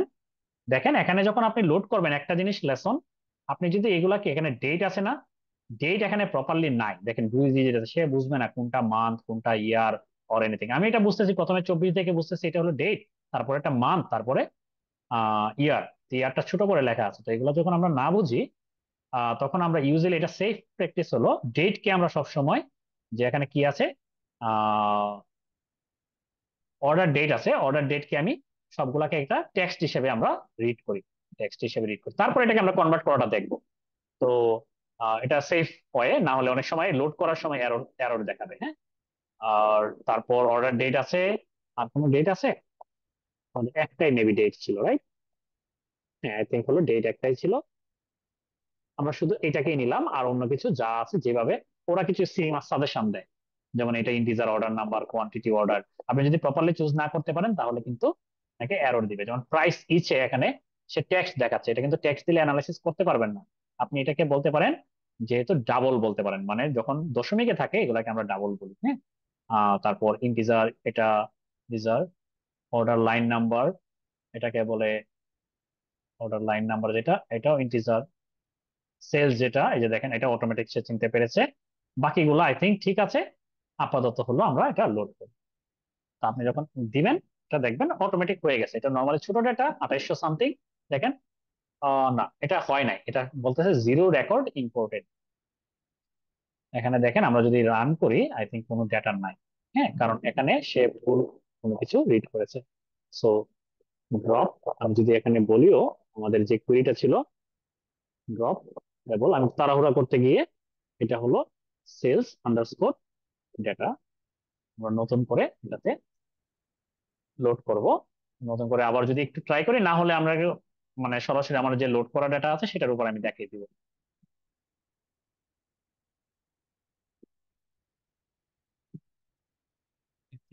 আবার দেখি তো, এটাই কিনা। উম, হ্যাঁ, এটাই, এটাই। দেন আমি বলতেছি সেলস আন্ডারস্কোর ডেটা, দেন এখানে ও যেভাবে দিচ্ছে এইভাবেই আপাতত নিচ্ছি, খালি শুধু ডেটটা শুধু আমি চেঞ্জ করে, টেক্সটে অলরেডি আছে, দেখি এখন ডেটা প্রপারলি ইম্পোর্ট হচ্ছে। এমনিতে লগ দেখলেও আপনি বুঝতে পারবেন ডাটা ইম্পোর্ট হচ্ছে। হ্যাঁ, এখন এটা নর্মালি বেশিক্ষণ সময় লাগে না। আমি এই কোডটা এখন পুরোটা যদি আমি রান করতে যাই এই ডাটাবেজে, সময় লাগবে। এই কোডটা আমি হলো আমার প্রিভিয়াস যে এসকিউএল এর ফাইল আছে আমি দেখাতে পারবো আপনাদের। এই যে এখানে একটা এসকিউএল এর ফাইল আছে, এটা যদি আমি ওপেন করি, কিভাবে ওপেন করব, আমরা সরাসরি এটাতে ক্লিক করলেও ডাটা ওপেন হবে। আর আমি একটা নোটপ্যাডেও চাইলে ওপেন করতে পারি। এখানে কাজ করতেছে তো, মাঝে মাঝে এটা সময় নেয় ইম্পোর্ট হতে। So, এতটুকু মতো নেক্সট না আসা পর্যন্ত ওয়েট করতে হবে, নাহলে ফুল ডাটা পাবেন না। হ্যাঁ, ডাটা ইম্পোর্ট শুরু হয়েছে। আর ওটাকে যেমন হ্যাঁ, ডাটা ইম্পোর্ট শেষ হয়েছে। হ্যাঁ, দেখেন এখানে বলতেছে 2823টা রেকর্ডিং হয়েছে, ওই সময় টাইটেল সহ 24টা ছিল ফুল ডাটা। এখন আপনি যদি এখানে করবেন তখন এই যে দেখেন select all from sales underscore data, আপনার সব ডাটা দেবে, কিন্তু ডেটটা প্রপারলি নাই। ডেট যদি না থাকে এই ধরনের অ্যানালাইসিস আপনি করতেই পারবেন না। তখন আপনি কিভাবে চেঞ্জ করবেন? এটা ডেট প্রপারলি ফরম্যাটে নাই। এখান থেকে ওই যে আগে ইয়ার দিয়েছিলাম না, এখন দেখেন তো ইয়ার দিয়ে আমরা ইয়ার এক্সট্রাক্ট করতে পারি কিনা। From order date from sales underscore data. Okay, year দেখেন প্রপারলি সে সিলেক্ট করতে পারতেছেন, উল্টা পাল্টা যা কিছু সে এভাবে দিচ্ছে। কিন্তু আমরা যদি এটাকে চেঞ্জ করতাম একটু, একটা ফাংশন আছে এসকিউএল এ সুন্দর, যে এটা সবাইকে এই ধরনের ডেট কনভার্সন ফাংশন করে, স্ট্রিং টু ডেট, মানে আমার যে ডাটাটা আছে আমরা তো স্ট্রিং বা টেক্সট হিসেবে নিয়েছি, এটাকে আমি ডেটে কনভার্ট করতে হবে, কিন্তু শর্ত হলো আমাকে চিনিয়ে দিতে হবে স্ট্রিং টু ডেটে অর্ডার ডেটকে আমি কনভার্ট করব। কিন্তু এটা আমার অরিজিনাল স্ট্রাকচারটা কি ডাটার? আমার অরিজিনাল ডাটায় আমরা বলছিলাম না প্রথমে ছিল কি, মান্থ ছিল তো, পার্সেন্টেজ দিয়ে আমরা, সরি ডে ছিল। তারপরে আমি একটু আবার দেখবো ডাটাটা, দেখেন তো, প্রথমে ডে ছিল, তারপরে মান্থ, তারপরে ইয়ার, 2003 তো। আপনি যদি এখানে যান, ডে, মাঝে সেপারেটর কি দেখেন তো, একটা হলো স্ল্যাশ, ফরওয়ার্ড স্ল্যাশ বলে, slash percent month slash percent year. Year যদি 4 ডিজিট থাকে আমরা ক্যাপিটাল লিখি, আর না হলে এটা লিখি। এখন দেখেন তো একটু, এখন প্রপারলি দিল? যদি বলেন অ্যাজ ফরম্যাটেড ইয়ার। সো এইভাবে হলো প্রপার কনভার্সন করতে হয়, কনভার্ট করে বাকি কাজগুলো করতে হয়। হ্যাঁ, আমি বাকি কুয়েরিটা যেটা আমার এটা টেক্সট ফাইলে আছে, কিছুক্ষণ আগে যেটা ইয়ে করলাম, এটা আমি নিয়ে আসতেছি। হ্যাঁ, নিয়ে এসে আমি জাস্ট একটু দ্রুত রান করে এটা দেখাবো, না হলে টাইম পাওয়া যাবে না। আমিও সারাদিন অফিস করে হতে, আপনারা অনেকে ক্লান্ত থাকতে পারেন। তো আমি যদি বলি, এটাকে আমরা বলতেছি আরএফএম সেগমেন্টেশন অন সেলস ডাটা। আপনারা হয়তোবা সময় স্বল্পতার জন্য আমি একটু দ্রুত ইয়ে করতেছি, কথা বলতেছি বাইরেতে।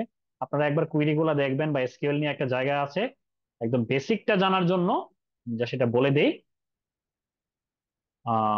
W3 স্কুল মাই এসকিউএল, এখানে দেখবেন মাই এসকিউএল এর জন্য বেসিক যেগুলো জানা দরকার এখানে সব পেয়ে যাবেন, এবং ছোট্ট ছোট্ট উদাহরণ দিয়ে সব বলা আছে।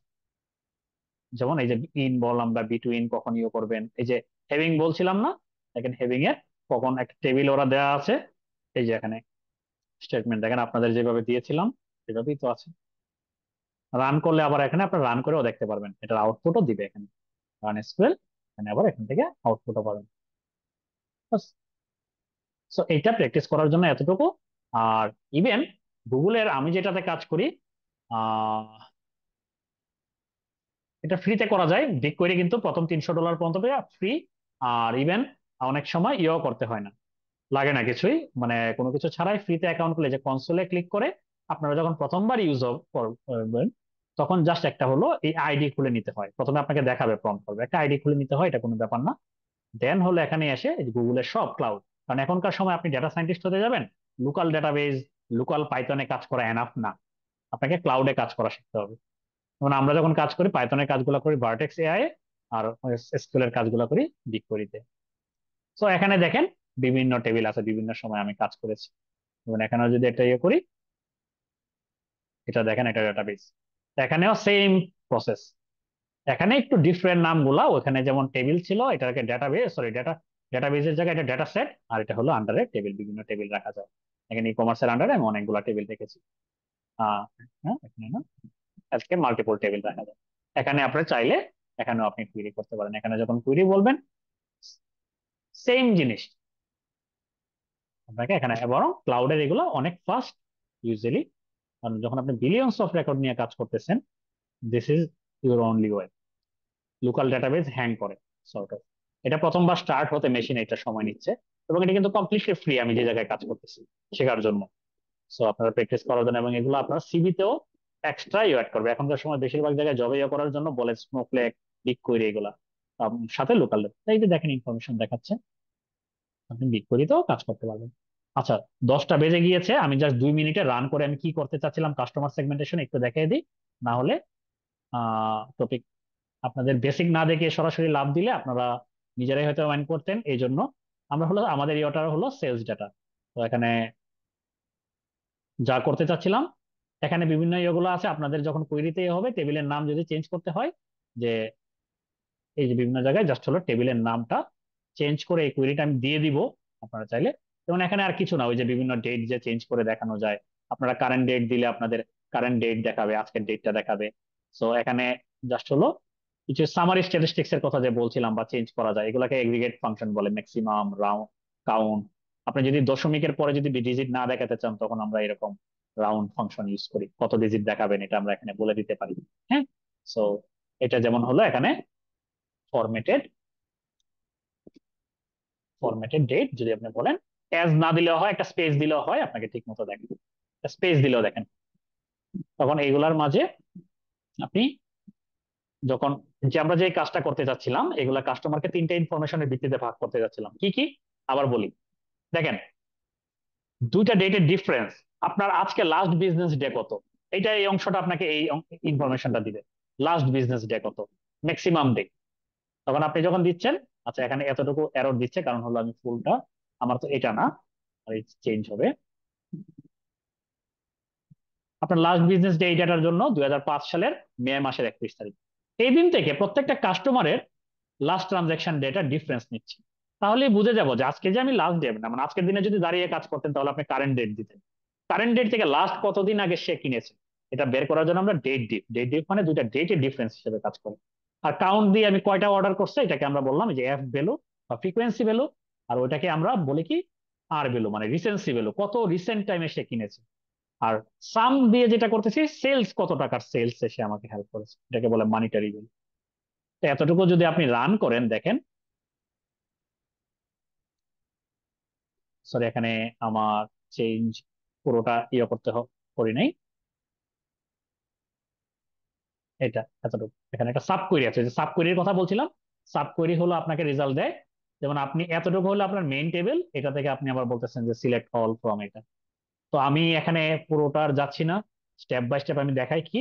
মেইন কোড শুরু হয়েছিল, এই যে এই কাজটাই আমরা এখানে করেছি। করে এখানে এই যে যে আউটপুটটা পেলাম না, এটাকে আমরা একটা স্কোরিং করি, এটাকে বলে আরএফএম স্কোর। কারণ এটা তো নিউমেরিক নাম্বার, এটার রেঞ্জ অসংখ্য হইতে পারে, কেউ 10 লাখ পর্যন্ত কেনাকাটা করতে পারে, কেউ 10 টাকা কেনাকাটা করতে পারে, এত বড় রেঞ্জকে তো আমি ক্যাটাগরাইজ করতে পারবো না। যেমন আমাদের যখন প্রোডাক্টের প্রাইস নিয়ে আমরা কাজ করি, আমরা বলি 50 ইউরোর নিচে, 50 ইউরো থেকে 100 ইউরো, 100 থেকে 200 ইউরো, 200 থেকে 500 ইউরো, 500 থেকে 1000, এবং 1000 থেকে বেশি। কারণ নর্মালি প্রোডাক্ট গুলো সর্বোচ্চ হয় 2000, 3000 ইউরো, কয়েকটা থাকতে পারে যে 10,000 ইউরো বেশি আমাদের, হার্মেস বা লুই ভিটনের ব্যাগ, বাকিগুলো এইরকম রেঞ্জে। তখন এটাকে ক্যাটাগরাইজ করা যায়, কিন্তু এত বড় ভ্যালুকে আপনি ক্যাটাগরাইজ করতে পারবেন না। তখন আমরা এটাকে একটা স্ট্যাটিস্টিক্যাল স্কোর দেই, কোয়ান্টাইল ভ্যালু বলি, এটাকে এনটাইল দিয়ে বের করা হয়। 5টা ভাগে ভাগ করা যায়, কেউ করে 4 ভাগ। 5টা ভাগে ভাগ করার সময় আমরা বলে দেই যে ওকে তুমি, যে এই রিসেন্সি ভ্যালুর উপর ভিত্তি করে তুমি তাকে নাম্বার দাও, যে সব থেকে রিসেন্ট টাইমে কাজ করেছে, সব থেকে যে ছোট ভ্যালু, তাকে তুমি হায়েস্ট নাম্বার দাও। এই জন্য উল্টা সিরিয়ালে সাজাইতে বলছি, ডিসেন্ডিং। সব থেকে যে বড় ভ্যালু মানে রিসেন্ট, অনেক, যেমন 500 দিন আগে কেউ কিনছে, তখন তাকে আপনি দিবেন হলো সব থেকে ছোট স্কোর, উল্টা ভাবে। আর অন্যগুলার ক্ষেত্রে যে সব থেকে বেশি অর্ডার করেছে আপনার জন্য, যে সব থেকে বেশি টাকার কিনেছে, তাকে আপনি কি দিবেন, বেশি স্কোর দিতে চাই, মানে 1 থেকে 5 যে স্কোর হয়, এটা এখানে ক্লিয়ার হয়ে যাবে কিছুক্ষণ পর। দেন এই স্কোর গুলা থেকে আমরা হলো 3টা স্কোর যোগ করি একসাথে এইভাবে, টোটাল আরএফএম স্কোর, মানে টোটাল সর্বোচ্চ স্কোর কে পাইতে পারে, 15 পাইতে পারে, এটাকে আমরা এইভাবে save রাখি। আবার এটাকে টেক্সট হিসেবে যদি দেখতে চাই, তিনটাকে জোড়া লাগাই, যেমন 1 1 1, 1 2 3, মানে বিভিন্ন কম্বিনেশন বের করার জন্য তখন কনকেট ফাংশনটা ইউজ করি। দেন এইভাবে দেখেন, আমি একটা এক্সেল ফাইল আছে, এটা আমি পাওয়ার বিআই এর জন্য আমরা সেম জিনিস ব্যবহার করি। এখানে বিভিন্ন কম্বিনেশন আছে। দেখেন, এই ক্ষেত্রে দেখেন আপনি রিসেন্সি তো হাইয়েস্ট, মানে সে রিসেন্ট টাইমে কেনাকাটা করছে। মানিটারি ভ্যালুতেও হাইয়েস্ট, ওই যে সর্বোচ্চ তো 5 হইতে পারে। ফ্রিকোয়েন্সি ভ্যালুতেও হাইয়েস্ট, সব থেকে বেশি বার কেনাকাটা করছে, তখন তাদেরকে আমি চ্যাম্পিয়ন বলতেছি। আর উল্টা ভাবে দেখেন তো একটু, লার্জেস্ট টু স্মলেস্ট, রিসেন্সি ভ্যালুতে 1 মানে সে অনেক আগে কেনাকাটা করেছে, লস্ট কাস্টমার। মানিটা মানে একবার কেনাকাটা করছে মাত্র। আর এই মানি কেনাকাটার ভ্যালুর দিক দিয়ে হয়তো একটু বেশি মাঝামাঝি, তখন এদেরকে আমি সব থেকে এস করছি অ্যাবাউট স্লিপ। এরকম ভাবে প্রমিসিং কাস্টমার, এরকম বিভিন্ন ক্যাটাগরি দেওয়া হয়, পটেনশিয়াল। এই ক্যাটাগরাইজড ডুরেশনটাই এখানে করতে হয় এসকিউএল এ, এইভাবে, যেভাবে বলে দেয় কেস ফাইন্ড নামের একটা ফাংশন। আমি শুধু ফাংশন গুলোর সাথে পরিচয় করে দিচ্ছি। এই কিছু ফাংশন জানলে আপনার 80% 70% কাজ হয়ে যাবে। তখন আমি বললাম, যখন আরএফএম স্কোরের কম্বিনেশনটা এইটা, তুমি তাকে চ্যাম্পিয়ন বলো, যখন এরকম এরকম। এই যে পুরোটাকে আমি কি বারবার রান করব আমি অ্যানালাইসিস করার জন্য? আমি এই অংশটা আমি রান করলেই দেখেন আমাকে একটা রেজাল্ট দিবে। এই এতটুকু হলো আমার কুয়েরি, এটাকে সিটি বলে, যে এই এতটুকু পাইপলাইনকে আমি এখানে ইউজ করছি, এটাকে আবার এখানে ইউজ করছি, একটা ইনপুটকে আরেক জায়গায় আউটপুট। এতটুকু যদি রান করি আমাকে একটা আউটপুট দিবে সে। আচ্ছা, আমার এখানে বারবার এই যে এখানে এই অংশটা ভুল হচ্ছে, হ্যাঁ? এতটুকু রান করলে সে আমাকে আউটপুট দিবে। কোথায় ভুল হচ্ছে? Sample sales data does not exist, এখানে আবার স্যাম্পল সেলস ডেটা বলতেছে, এই যে পুরোটা রান করতেছি না, প্রথম লাইনটা বাদ দিয়ে রান করতেছি, খেয়াল রাখবেন। এখন দেখেন, স্কেলে বললাম না যে ভুল হলে আপনাকে ওয়ার্নিং দিবে, সে বলে দিবে। এখন দেখেন, এই যে দেখেন প্রত্যেকের এগেনস্ট একটা করে স্কোর পেলেন, স্কোরের এগেনস্টে কম্বিনেশন, এবং তাদেরকে সেগমেন্টও অ্যাড করলেন। এবং এটাকে যদি আমি পাওয়ার বিআই বা কিছু কিছুতে নিয়ে যেতে চাই, বা এটার উপরে ফার্দার যদি অ্যানালাইসিস করতে চাই, তখন এটাকে আমরা চাই কোথাও সেভ করতে। এটা কিভাবে সেভ করে, এটাকে বলে ভিউ। এবং আমরা এমন ভাবে সেভ করতে চাই, অরিজিনাল টেবিল আপডেট হলে, ডেটা আপডেট হলে এটা অটোমেটিক আপডেট হয়ে যায়।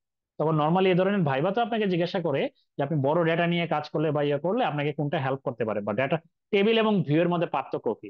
ভিউ হলো কোনো ডেটা স্টোর করে না, সে সে জাস্ট একটা ফাংশন, যখন তাকে কল করা হয় সে ডেটা দেয়। যেমন এই অংশটা সহ যদি আমি রান করি, দেখেন সে একটা ভিউ ক্রিয়েট করছে, আর কিছু দেখায়নি। কিন্তু এই ভিউ এর নাম কি দিচ্ছে? আরএফএম, রাইট? আপনি যে কোনো এক জায়গায় গিয়েও যদি লেখেন সিলেক্ট অল ফ্রম আরএফএম, দেখেন আপনাকে ডেটা দিয়ে দিচ্ছে। এবং এই ডেটাটাই আমরা পাওয়ার বিআই কানেক্ট করে আমরা কাজ করি। বা এখান থেকে আপনি যদি সামারি করতে চান যে ওকে, আমাকে এখান থেকে স্লিপিং কাস্টমারের লিস্ট দাও, এটা দাও, এটা। So that's it today. আমি এটা দিয়ে দিচ্ছি। আপনারা এখন ফার্দার যত কোয়েশ্চেন আছে বা ইন্টারেক্টিভ ক্লাস থেকে যদি কেউ কিছু বলতে চাও, please take the flow. Thank you.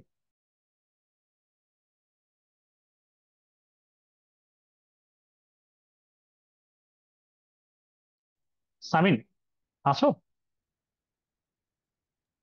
Sorry রসি ভাই, একটু ইন্টারনেট প্রবলেম করতেছিলাম। হ্যাঁ, শোনা যাচ্ছে আমার হ্যাঁ, কথা? হ্যাঁ, হ্যাঁ, হ্যাঁ, শোনা যাচ্ছে।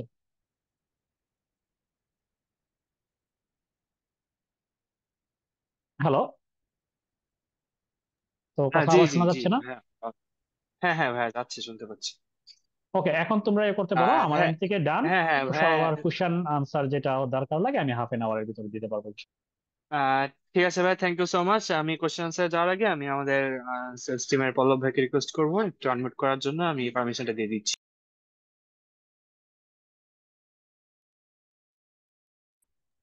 পল্লব ভাই, শোনা যাচ্ছে? হ্যালো, আসসালামু আলাইকুম। জি ভাই, ওয়ালাইকুম আসসালাম। ভাই আমাকে দেখা যাচ্ছে? না ভাই, দেখতে পাচ্ছি না, বাট কথা শোনা যাচ্ছে। ক্যামেরা আসতেছে না ভাই, হয়তো হবে ওইখানে কোনো একটা ইনপুট সমস্যা।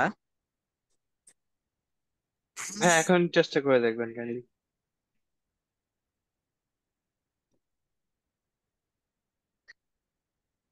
এখন আসতেছে। তো সবাইকে প্রথমে জানাচ্ছি ধন্যবাদ এত সুন্দর একটা ওয়েবিনারে জয়েন করার জন্য, এবং সাবির হোসেন রসি ভাইকেও থ্যাঙ্কস, আপনি একটা আহ, সুন্দর একটা ওয়েবিনার কন্ডাক্ট করার জন্য। তো তো আমি আবারও সবার কাছে সরি যে আপনাদের প্রশ্নের মাঝে একটু ডিস্টার্ব করলাম। তো আমাদের ভাইয়া যে বিষয়টা নিয়ে আলোচনা করতেছিল এই বিষয় নিয়ে আমাদের একটা কোর্স লঞ্চ হয়েছে data science and machine learning এর উপরে। বাংলাদেশের বেস্ট একটা কোর্স আমরা লঞ্চ করেছি, যেখানে আমাদের ইনস্ট্রাক্টর সাব্বির হোসেন ভাইয়া ছাড়াও আমাদের আরো দুইজন আছে। আহ, একজন হলো আকসাদুর রহমান স্যার, যিনি বর্তমানে বাংলাদেশের সব থেকে বড় job placement site BD jobs এর ডেটা কনসালটেন্ট হিসেবে আছেন। এছাড়া আমাদের আছে আরাব মোস্তাবির ভাই, উনি বাংলাদেশের ব্যাট কোম্পানিতে ডেটা অ্যানালিস্ট হিসেবে অনেকদিন যাবত জব করছে। তো আমাদের এই কোর্সটা মোট 6 মাসে স্টাডি প্ল্যান অনুসারে আমরা সাজিয়েছি, যেখানে আমরা একদম পাইথনের বেসিক থেকে শুরু করব। আহ, তারপরে আমরা database fundamental and SQL for data সায়েন্টিস্টদের আসলে কিভাবে এসকিউএল নিয়ে কাজ করতে হয় এতক্ষণ ভাইয়া সেটার উপরে আসলে আলোচনা করতেছিল, সেই জিনিসটা দেখাবো। দেন হলো আমরা শিখবো হলো basic statistics for data science, তারপর ডেটা অ্যানালিটিক্স উইথ নাম পান্ডা, এই ধরনের কিছু আপনার টুলস আছে যেগুলোর মাধ্যমে আসলে ডেটা অ্যানালিস করা যায়, আচ্ছা, সেটা আমি আমরা এই জায়গায় আমি একটু কথা বলবো না, আমি এই ওভারভিউটা আমি ভুলে গিয়েছিলাম। আর টেকনিক্যাল কি কি টপিক থাকবে এবং আমি এই বিষয়টা নিয়ে আমি কভার করে দেবো, হ্যাঁ। আহ, অন্য কোনো বিষয় থাকলে যারা স্টুডেন্ট আগ্রহী, কোনো ধরনের প্রমোশন বা আচ্ছা কিছু আচ্ছা, থাকলে সেটা ঠিক নিয়ে আছে। কথা বলতে আমাদের পারো। আচ্ছা, আমাদের কোর্সটা আগামী মাসেই শুরু হয়ে যাচ্ছে, আর আজকে যারা জয়েন করেছেন অবশ্যই তার জন্য স্পেশাল একটা ডিসকাউন্ট থাকবে। আমাদের কোর্স প্রাইস 6,000। তো অনলি এখন আপনারা যারা আছেন তারা স্পেশাল একটা ডিসকাউন্ট থাকবে, এবং আমাদের কোর্স শেষে আমরা ট্রাই করি যে ভালো একটা জব প্লেসমেন্ট করে দেওয়ার জন্য, সেটা আমাদের সাবির হোসেন রসি ভাইয়া বলে দিবে কিভাবে কি করে। তো ঠিক আছে, সবাইকে ধন্যবাদ। কন্টিনিউ করেন। থ্যাংক ইউ সাবির হোসেন রসি ভাইয়া। ওকে, আমি জাস্ট লাস্ট 2 মিনিট নেই, যে আমি আসলে কথার ফ্লোতে এগুলা, যে আমাদের মডিউলটা অবশ্যই যারা পার্টিসিপেন্ট যারা ছিল তাদের সাথে আপনারা শেয়ার করে দিন হ্যান্ডবুকটা যেটা। মডিউলটাতে যেটা হয়, নর্মালি অনেকে ডেটা সায়েন্স এনথুজিয়াস্ট থাকেন, এবং যেটা শুরুর দিকে ডেটা সায়েন্সের ডেটা সায়েন্টিস্ট হিসেবে এমএল নিয়ে কাজ করতে গেলে পাইথনের এখনকার সময় বিকল্প নেই। কিন্তু অনেকে এটা বুঝতে ভুল করে যে হলো এসকিউএল এবং স্ট্যাটিস্টিক্স এর ইউজটা কতটুকু কি পরিমাণ। তো এই জন্য নর্মালি কোনো কোর্সই দেখবেন যে হলো 3 সপ্তাহ বা 9টা করে ক্লাস থাকে না এসকিউএল বা ইয়ের উপর। তো পাইথনের আমরা ফান্ডামেন্টালসটা কভার করি, আমাদের যে টপিক গুলা কভার করা হয়, যে এসকিউএল এর সবগুলা বিষয় একদম বেসিক থেকে। তো আপনারা যদি শুধু এসকিউএল এ শিখতে চান আলাদাভাবে, এই টপিক গুলা যদি কভার করতে পারেন, আপনারা নিজেরাও যদি শিখেন, তাহলে মোর দেন গুড এনাফ। এই টপিকগুলো সবগুলাই দেখেন, যে বিষয়গুলো বললাম এখানে সবগুলাই আছে। উইন্ডো ফাংশন, সিটি, আরএফএম সেগমেন্টেশন, সবগুলা ইউনিয়ন কেস, ওয়েন। ইভেন আমি লাস্টে ইটিএল, যেটা এখনকার সময় খুব দরকার হয় পাইথন, এবং কিভাবে বিগকোয়েরির ইন্টিগ্রেশন ক্লাউডে যেটা কিভাবে করতে হয়, এই জিনিসটার উপরে কিছুটা দেখায়। তাছাড়া তারপরে নর্মাল পান্ডাস বা এগুলা যেগুলা নাম পায় পাইথনের জন্য বেসিক যে লাইব্রেরিগুলো, ডেটা অ্যানালাইসিস, ডেটা ম্যানিপুলেশন এবং ভিজুয়ালাইজেশনের জন্য, এগুলা কভার করার পরে দেন আমরা স্ট্যাটিস্টিক্স এর উপর প্রায় 9টা ক্লাস নেই, যেখানে এবি টেস্টিং থেকে শুরু করে সবকিছু এগুলো, আমি যেহেতু স্ট্যাটের মানুষ, এই পার্ট গুলো এবং আমি আমার ডেইলি কাজেও ইউজ করি, ওটার আলোকে এগুলো দেখা, ইভেন টাইম সিরিজ দিয়ে ফরকাস্টিং। তারপরে classical machine learning, even deep learning নিয়েও যে আরাফ আছে, ব্রিটিশ আমেরিকান টোবাকোর মতো মাল্টিনেশনাল কোম্পানিতে, সে এখানে ডেটা অ্যানালাইসিস নিয়ে থেকে শুরু করে মেশিন লার্নিং নিয়ে কাজ করে, ডিপ লার্নিং নিয়ে কাজ করে, কম্পিউটার ভিশন মডেল নিয়ে। তো সেখানে তারা আলোকে আমাদের ক্লাসিক্যাল মেশিন লার্নিং এর পাশাপাশি ডিপ লার্নিং এর বিষয়গুলো কভার করবে।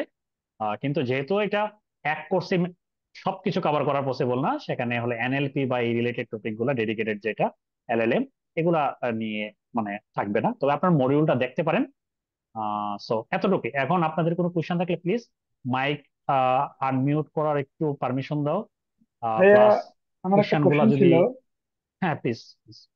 যে আমার কোশ্চেনটা হচ্ছে, আমার তো সবসময় তিনটা ফিল্ড সম্পর্কে দেখি, যে ডাটা অ্যানালিটিক্স যেটা, আর একটা হচ্ছে ডাটা সায়েন্স, আর একটা হচ্ছে এমএল। তো এই তিনটার মধ্যে আসলে ডিফারেন্সটা কি? আমি এটা খুব ওকে, মানে পেঁচে লেগে যায় এই তিনটার না মধ্যে না, আসলে। It's okay. এটা আপনাকে আনসার দেওয়ার মাধ্যমে আশা করি অন্যদেরও যাদের ডাউট আছে ক্লিয়ার হয়ে। আসলে এক এক ধরনের, একটা হলো কাজের রোল, এক একজনের এক এক রকম, এবং সেই অনুযায়ী কি কি টুল শিখতে হবে বা কি জায়গায় স্পেশালাইজেশন লাগবে এটাও ডিপেন্ড করে। এভাবে আর কি তিনটা আলাদা। যেমন ডেটা অ্যানালিস্টদের নর্মালি যেটা করতে হয়, ড্যাশবোর্ড বানানো বা মাঝে মাঝে অ্যাডহক রিপোর্টিং বলে। ইনস্ট্যান্ট কোন একটা সিচুয়েশন তৈরি হলো বা আপনার ফাইন্যান্স একটা রিপোর্ট লাগবে, তার মার্কেটিং এটা তার রিপোর্ট লাগবে, এই ধরনের জিনিসগুলো দিবেন। পাশাপাশি আপনি তার জন্য ড্যাশবোর্ড, মেইনলি কাজগুলোর মাঝে ড্যাশবোর্ড বানানো থাকে এবং সেগুলা প্রেজেন্টেশন করে। ডেটা সায়েন্টিস্টরা যেটা করে, তারাও যে ড্যাশবোর্ড বানায় না ব্যাপারটা এমন না, কিন্তু তাদের আরেকটা বড় কাজ হলো স্ট্যাটিস্টিক্যাল ডিসিশন মেকিং। তারা হলো স্পেসিফিক একটা প্রবলেমের আনসার ধরে কাজ করে, যে এই একটা প্রবলেম হয়েছে বা এই জায়গায় আমরা, যেমন আমরা প্রোডাক্টে কত ছাড় দেই না, যে কত পার্সেন্ট ছাড় দিব, আবার নতুন প্রোডাক্ট যেগুলো আমাদের বেশি চলে কতটুকু আপ প্রাইস করবো। তো আপনি প্রোডাক্ট বিক্রি করেন 8,000 10,000 টাইপের প্রোডাক্ট আমাদের কোম্পানিতে, যেটা এত প্রোডাক্টের ভিতরে বা আমাদের ব্র্যান্ড আছে মনে হয় কত 1,088টা, এতগুলা তো ধরে ধরে ম্যানুয়ালি আপনি বাড়াতে কমাতে পারবেন না। So এটার পিছনে একটা অ্যালগোরিদম লাগবে এবং এটার পিছনে ডেটা ড্রিভেন মানে ডিসিশন লাগবে বা সাপোর্ট লাগবে। সেই কাজগুলো স্ট্যাটিস্টিক্যাল অ্যানালাইসিস থেকে অনেক সময় সাপোর্ট আসে। কোন প্রোডাক্টটা আপনার মানে বা আপনি মাঝে মাঝে ওয়েবসাইটে অনেক কিছু ইন্টিগ্রেশন দরকার, ই কমার্স সাইট মানে কন্টিনিউয়াস হলো বা যে কোনো ওয়েবসাইট কন্টিনিউয়াস এখানে টেস্ট করা হয়, এগুলাকে এবি টেস্টিং বলে। তো ওই টেস্টিং গুলা কোনগুলা পারফরমেন্স ভালো আসতেছে না আসতেছে এগুলো। এবং তারা মাঝে মাঝে মেশিন লার্নিং নিয়েও কাজ করে। ডেফিনেটলি মেশিন লার্নিং বলতে রিগ্রেশন টাইপের অ্যানালাইসিস, ইকোনোমেট্রিক্স বিষয়, মোস্টলি ক্লাসিক্যাল মেশিন লার্নিং গুলা নিয়ে কাজ করে। মাঝে মাঝে ক্লাস্টারিং নিয়ে, যেটাকে বলতাম ক্লাস্টার কাস্টমার সেগমেন্টেশন, এগুলা নিয়ে কাজ করে। কিন্তু মেশিন লার্নিং ইঞ্জিনিয়াররা যারা, তারা আগের যে রোলগুলা বললাম সেগুলা নিয়ে রেয়ারলি কাজ করে। তাদের মেইন কাজ হলো একটা প্রোডাক্ট ডেভেলপ হচ্ছে, ওই প্রোডাক্টের জন্য একটা অ্যালগোরিদম, সেটা মেশিন লার্নিং অ্যালগোরিদম হতে পারে, একটা ইমেজ, সেটা হলো ডিপ লার্নিং এর জন্য যেমন কোনো একটা কম্পিউটার ভিশন মডেল হতে পারে, ভিডিও দেখে কিছু হতে পারে। যে এনএলপি নিয়ে যেটা বললাম, যে টপিকটা নর্মালি স্পেশালাইজড আলাদা ফর্মই হয়, এটা নিয়ে সব থেকে বেশি কাজ হয় এখন। কারণ আপনারা চ্যাট জিপিটি বলেন, এটা ওইটা বলেন, যেগুলো যে আসছে নর্মালি এই ধরনের আনস্ট্রাকচার ডেটা নিয়ে কাজ করার ফলে এই মডেলগুলো আসছে এলএলএম নিয়ে। তখন তাদেরকে আবার এমএল ইঞ্জিনিয়ারদের, তারা যেমন মেশিন লার্নিং এর বিভিন্ন অ্যালগোরিদম নিয়ে কাজ করে, মেশিন লার্নিং ডিপ লার্নিং এর পাশাপাশি তাদেরকে আবার এখনকার সময় যে রিকোয়ারমেন্ট এমএল অবস বলে, এটাকে ক্লাউডে হোস্ট করে রাখা, লোকালি তো এগুলো রাখা যায় না, ক্লাউডে হোস্ট করে রাখা, সেটা যেন মেনটেনেন্স, মডেলটা প্রপারলি যেন রান করতেছে কিনা, আপনার কস্ট কমানো, এফিসিয়েন্সি বাড়ানো, এই ধরনের বিষয়গুলো নিয়ে কাজ করতে হয়। তো সর্ট অফ এইরকম আশা করি। এবং এটার জন্য কি কি স্ট্যাক গুলা কোনটার জন্য লাগবে এবং আপনার এতটুকু যদি বলি, ডাটা অ্যানালিস্টরা মোস্টলি এক্সেল, এসকিউএল, পাওয়ার বিআই এতটুকু জানলেই হয়।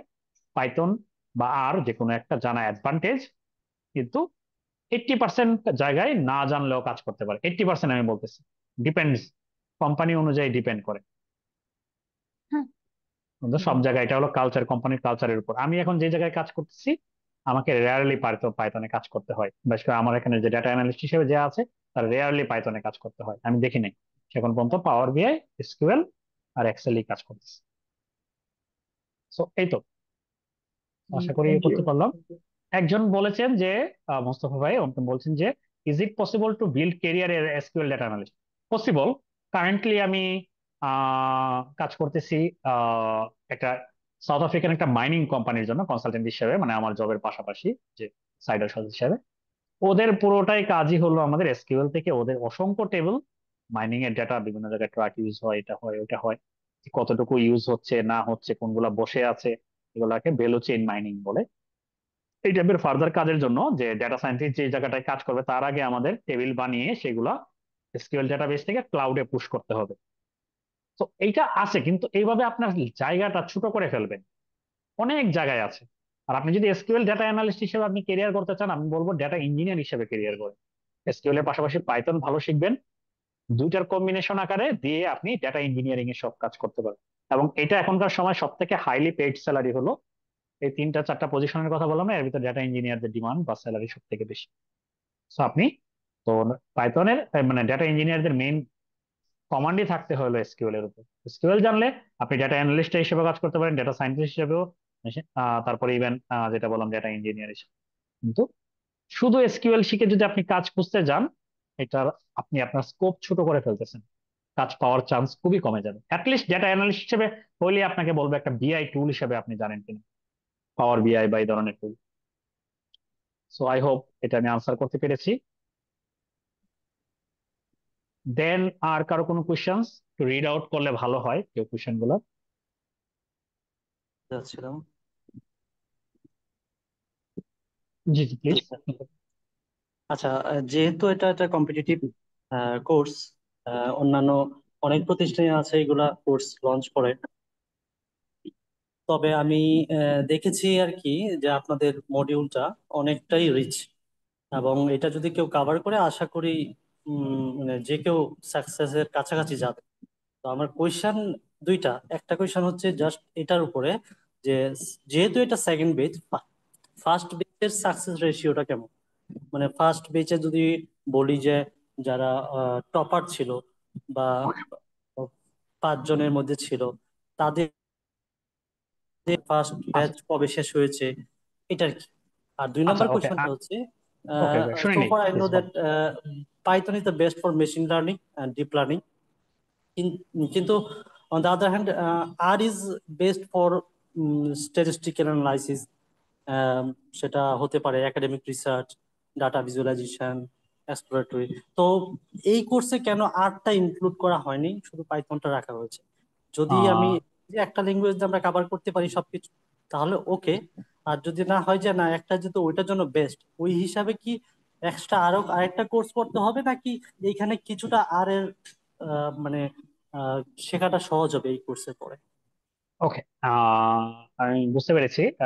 আসসালামু আলাইকুম ইমরান ভাই। সো অনেকদিন পর আপনাকে দেখলাম, আমি যদি ভুল না হই। আচ্ছা, বাই দা ওয়ে, আমি প্রথমত প্রথম কোশ্চেনটা যেটা, আমাদের এখানে ফার্স্ট বেচ শেষ হয়নি, মাত্র 3 মাস ক্লাস হয়েছে। মানে কোর্সে এত টপিক, মানে আপনি যদি ডেটা সায়েন্টিস্ট হওয়ার জন্য এটা জার্নি হতো, তাহলে এটা একরকম হতো, যেটা বললাম যে এমএল অপস ডিপ লার্নিং না শিখলেও হতো। লাগে না যেমন না ডেটা সায়েন্টিস্টের, কিন্তু না শিখলেও হতো।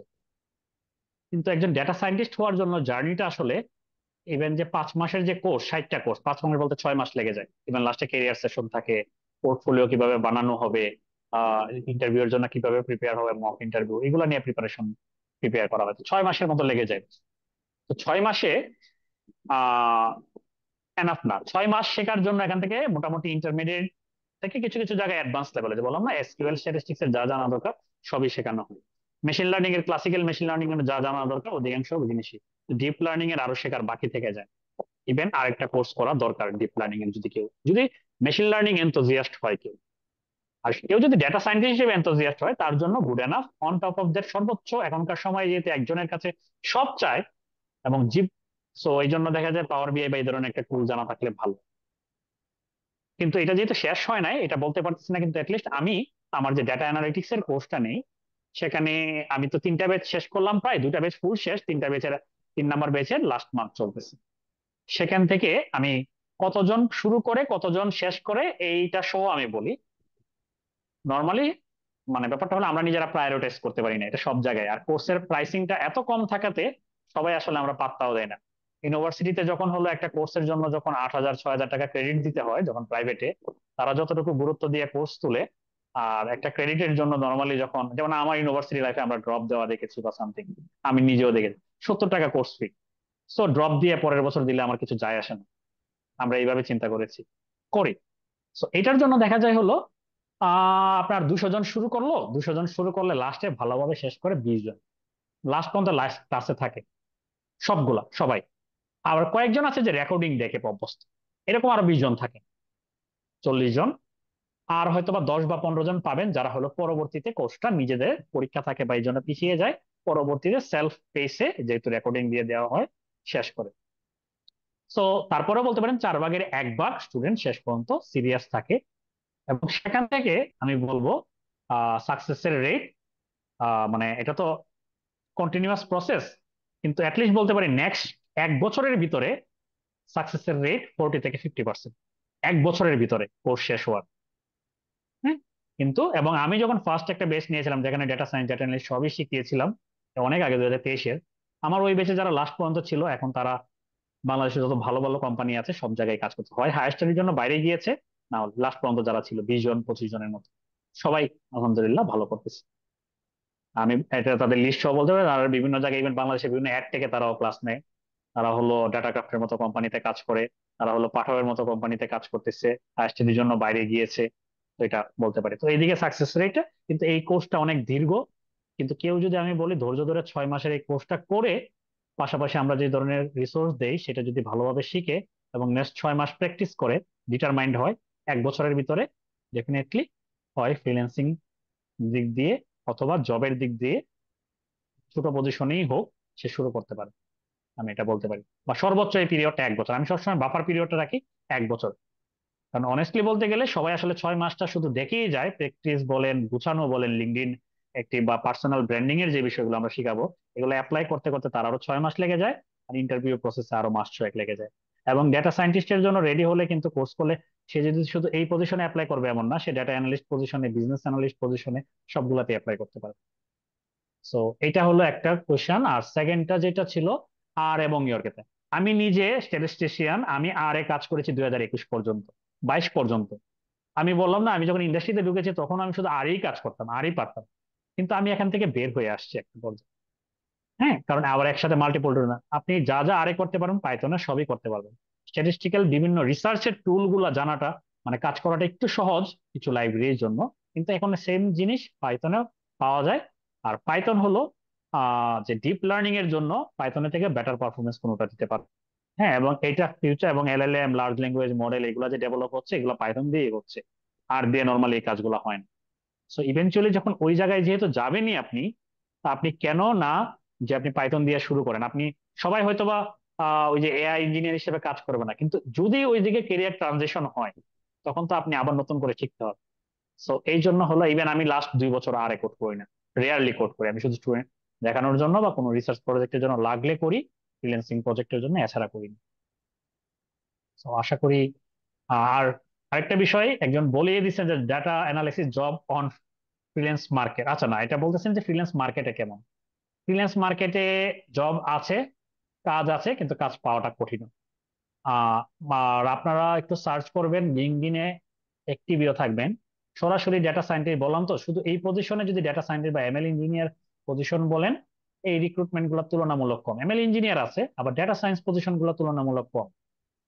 কিন্তু ডেটা অ্যানালিস্ট পজিশন গুলা, যেটা আপনি ডেটা সায়েন্টিস্টের জন্য এই জিনিসগুলো, স্ট্যাটিস্টিক্স এর যে বিষয়গুলো বললাম, এসকিউএল এর যে বিষয়টা বললাম, পাইথন ভালো জানলে, এক্সট্রা শুধু পাওয়ার বি এটা শিখলেই ওই রোল গুলোতে অ্যাপ্লাই করতে হবে। প্রতি সপ্তাহে সপ্তাহে অ্যাটলিস্ট 2টা 3টা করে সার্কুলার হচ্ছে। লিঙ্কডইনে আমার কথা বিশ্বাস করতে হবে না, লিঙ্কডইনে জব অ্যালার্ট অন করলে বা আজকে গিয়ে যদি সার্চ দেন তাও বুঝতে পারবেন। সো কিন্তু এই যে মনে করেন যে কোর্স করতেছে 300 জন, বা একই সময়ে বাংলাদেশে বিভিন্ন অ্যাডটেক মিলে হয়তো 1000 জন কোর্স করতেছে একটা কোর্সে, একই সময়ের কথা বলতেছি। তো 1000 জনের ভিতরে সবাই তো বললাম সর্বোচ্চ 200 জন লাস্টে সবার সব ইয়েতে মিলে টিকে। এটা যার যার ভুলের জন্য হোক, যে এটা প্রায়োরিটি সেট হলো। এই 200 জনের ভিতরে তো অ্যাটলিস্ট অ্যাপ্লাই করবে, তাই না? বা 200 জন অনেক সময় আলসেমি করে এখানে অ্যাপ্লাই করে না, বা কনফিডেন্সের অভাবে। 100 জন তো অ্যাপ্লাই করে। তো একটা পজিশনের জন্য আপনাকে 100 জনের সাথে কম্পিট করতে হচ্ছে। বা মাসে যদি 20টা পজিশন, কিন্তু তবে আপনি তো একটা পজিশনে অ্যাপ্লাই করবেন না, মাসে 20টা সার্কুলার হয়। তো ওই 20টাতেই অ্যাপ্লাই করবেন। তো আপনি যদি ভালো হন, আপনার যদি ভালো কাজ শিখেন, তখন ভালোই চান্স থাকে। কারণ সবাই ভর্তি পরীক্ষায় যেমন, ভার্সিটির ভর্তি পরীক্ষায় যেমন পরীক্ষার্থী প্রতি সিটের পিছনে 50 জন 60 জন থাকে, কিন্তু মেইন কম্পিট করে আসলে 5 থেকে 10 জন, অনেকেই আগেই ঝরে যায়। তো এই তো। আহ আর কিভাবে জব পেতে পারেন, এটা অলরেডি আমি বলে দিলাম। লিঙ্কডইন হলো সব থেকে বড় সোর্স। এর বাইরে বিভিন্ন গ্রুপ আছে, ডেটা সায়েন্স বাংলাদেশ এরকম, বা এরকম ফ্রেশার্স জব, এই টাইপের কিছু গ্রুপ আছে। ওই গ্রুপ গুলাতে দেখতে পারেন, ফেসবুকের গ্রুপ ওইগুলো অ্যাক্টিভ, ওইগুলা থেকে অনেকে হায়ার করে। বিশেষ করে অ্যাটলিস্ট ইন্টার্ন বা জুনিয়র পজিশন গুলাতে। হ্যাঁ, তারপর বাংলাদেশে অনেকগুলো বিপিও কোম্পানি আছে যারা বাইরের কোম্পানিগুলোর জন্য হায়ার করে, প্রায় 2 লাখ 3 লাখ টাকা 4 লাখ টাকা স্যালারি পর্যন্ত দিয়ে। তো ওইগুলা, কিন্তু ওইগুলোর জন্য ডেফিনেটলি এক্সপিরিয়েন্স লাগে, কয়েক বছরের এক্সপিরিয়েন্স লাগে, অ্যাটলিস্ট 2 বছর। So, এই তো। আহ আর কারো কোনো কোয়েশ্চেন? আমি আসলে আমার গলা গলা ধরে আসতেছে, টানা কথা বলতেছি সারাদিন অফিস করে। বাট তারপরেও আমি চেষ্টা করবো আরো যদি 2 একটা কোয়েশ্চেনের আনসার দিতে হয়। আর একজন বলেছেন একটা ইম্পর্টেন্ট কোয়েশ্চেন, যে এই কোর্সের জন্য কি কি রিকোয়ারমেন্ট আছে যা আগে থেকে জানা লাগবে। আমি বলবো পাইথন যদি আপনার আগে থেকে জানা থাকে এটা একটা অ্যাডভান্টেজ। তো না জানা থাকলেও একদম পাইথনের অ্যাবসলিউট বিগিনার লেভেল থেকে লুপ কাকে বলে, ফাংশন কাকে বলে, ডেটা টাইপস কাকে বলে, হ্যাঁ, এগুলা থেকে শুরু করা হয়। তো যদি আপনার কিউরিয়াসিটি থাকে এবং আপনি যদি প্রবলেম দেখে ভয় না পান, আপনার যদি এই উদ্দেশ্য না থাকে যে হলো ওকে আপনি কোর্স করে দিলেন, আপনাকে কোর্স কমপ্লিশন মাত্রই আপনাকে একজন কেউ জব ধরায় দিবে, এটা থেকে না না, থেকে যদি মনে করেন ইনস্ট্রাক্টররা যা দিবে তা শিখবো, পাশাপাশি তাদের কাছ থেকে আরো নতুন কিছু আদায় করে নিব, যে আরো আমার যত গাইডলাইন দরকার এবং তারা যে রিসোর্স দিবে সেগুলো স্টাডি করবো, 6 মাস ডেডিকেটেডলি দিব, হ্যাঁ, তাহলে আপনার শেখার জন্য যা যা দরকার সবই পাবেন। এমন না যে হুট করে একটা মাঝে থেকে ক্লাস শুরু হলো আপনি টপিকটা ধরতে পারতেছেন, একদম অ্যাবসলিউট বিগিনার থেকে। এটা কারেন্ট বেচে যারা আছে তাদের সাথে কথা বললেও আপনারা বুঝতে পারবেন। সো এটা অ্যাটলিস্ট অ্যাসিওর করতে পারি।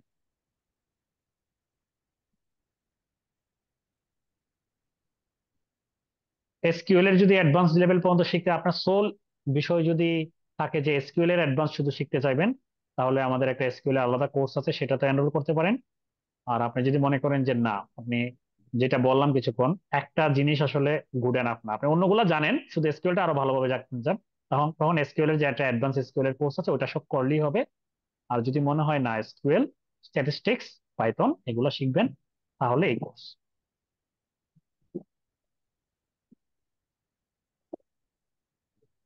আচ্ছা, ম্যাথের নলেজ হলো সর্ট অফ, এটা হলো এই কোর্সটা পুরোটাই হলো practical approach, project base approach. তো এই জায়গায় এই জন্য ম্যাথ যে একদম কভার করা হয় না এমন না, যতটুকু লাগে, এবং ইভেন ম্যাথ বলতে ম্যাথের মাঝে স্ট্যাটিস্টিক্স, স্ট্যাটিস্টিক্যাল ডিস্ট্রিবিউশন বা এগুলো কভার করা হয়। কিন্তু লিনিয়ার অলজেব্রা, ক্যালকুলাসের মতো বিষয় যেটা, বিশেষ করে লিনিয়ার অলজেব্রাটা যতটুকু লাগে, যে যদি যেখানে লাগে সেইগুলা আসলে আহ আপনি আরো নিজের থেকে কোনো মানে অ্যালগোরিদম ডেভেলপ করতে যান বা এইসব ক্ষেত্রে তখন লাগে, বা ডিপ লার্নিং বা এগুলো নিয়ে যখন কাজ করবেন, ক্লাসিক্যাল মেশিন লার্নিং এ রেয়ারলি লাগে, বা যতটা লাগার জন্য যতটুকু দরকার সেটা কিন্তু আপনাকে যে এখানে উস্তাদ হয়ে যেতে হবে বা কিছু লাগবে, ব্যাপারটা যেটা লাগবে সেটা আপনাদের শুরু থেকে শিখিয়ে দেওয়া হবে। অন টপ অফ দ্যাট যদি আপনার যদি ম্যাথের নলেজ কিছুটা যদি শিখতেও হয়, আহ কোনো মানে শুধু লিনিয়ার অ্যালজেব্রা এতটুকু না, তো এটার জন্য খান একাডেমির কয়েকটা ভিডিও আছে শর্ট, যে বেসিক ধারণা ততটুকু না।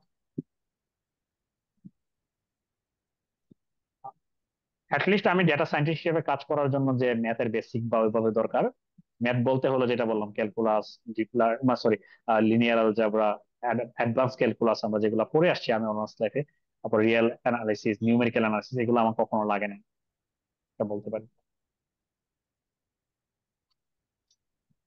আচ্ছা, আই থিঙ্ক আমরা হলো শেষ করতে পারি তাহলে।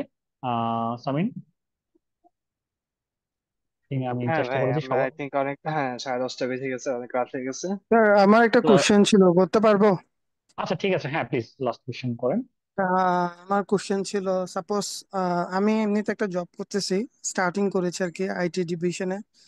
তো আমার ইচ্ছা হচ্ছে, মানে আমি দেখলাম আর কি জবে ঢোকার পর যে কোম্পানিগুলা যেটাতে সবচেয়ে বেশি চ্যালেঞ্জিং ফেস করে, যে আপনি নিজেও বলেছেন রিপোর্টিং এ কিন্তু ওরা সবচেয়ে বেশি চ্যালেঞ্জ ফেস করতেছে, যতটুকু আমার হচ্ছে জ্ঞানের পরিষদ থেকে বলছি আর কি।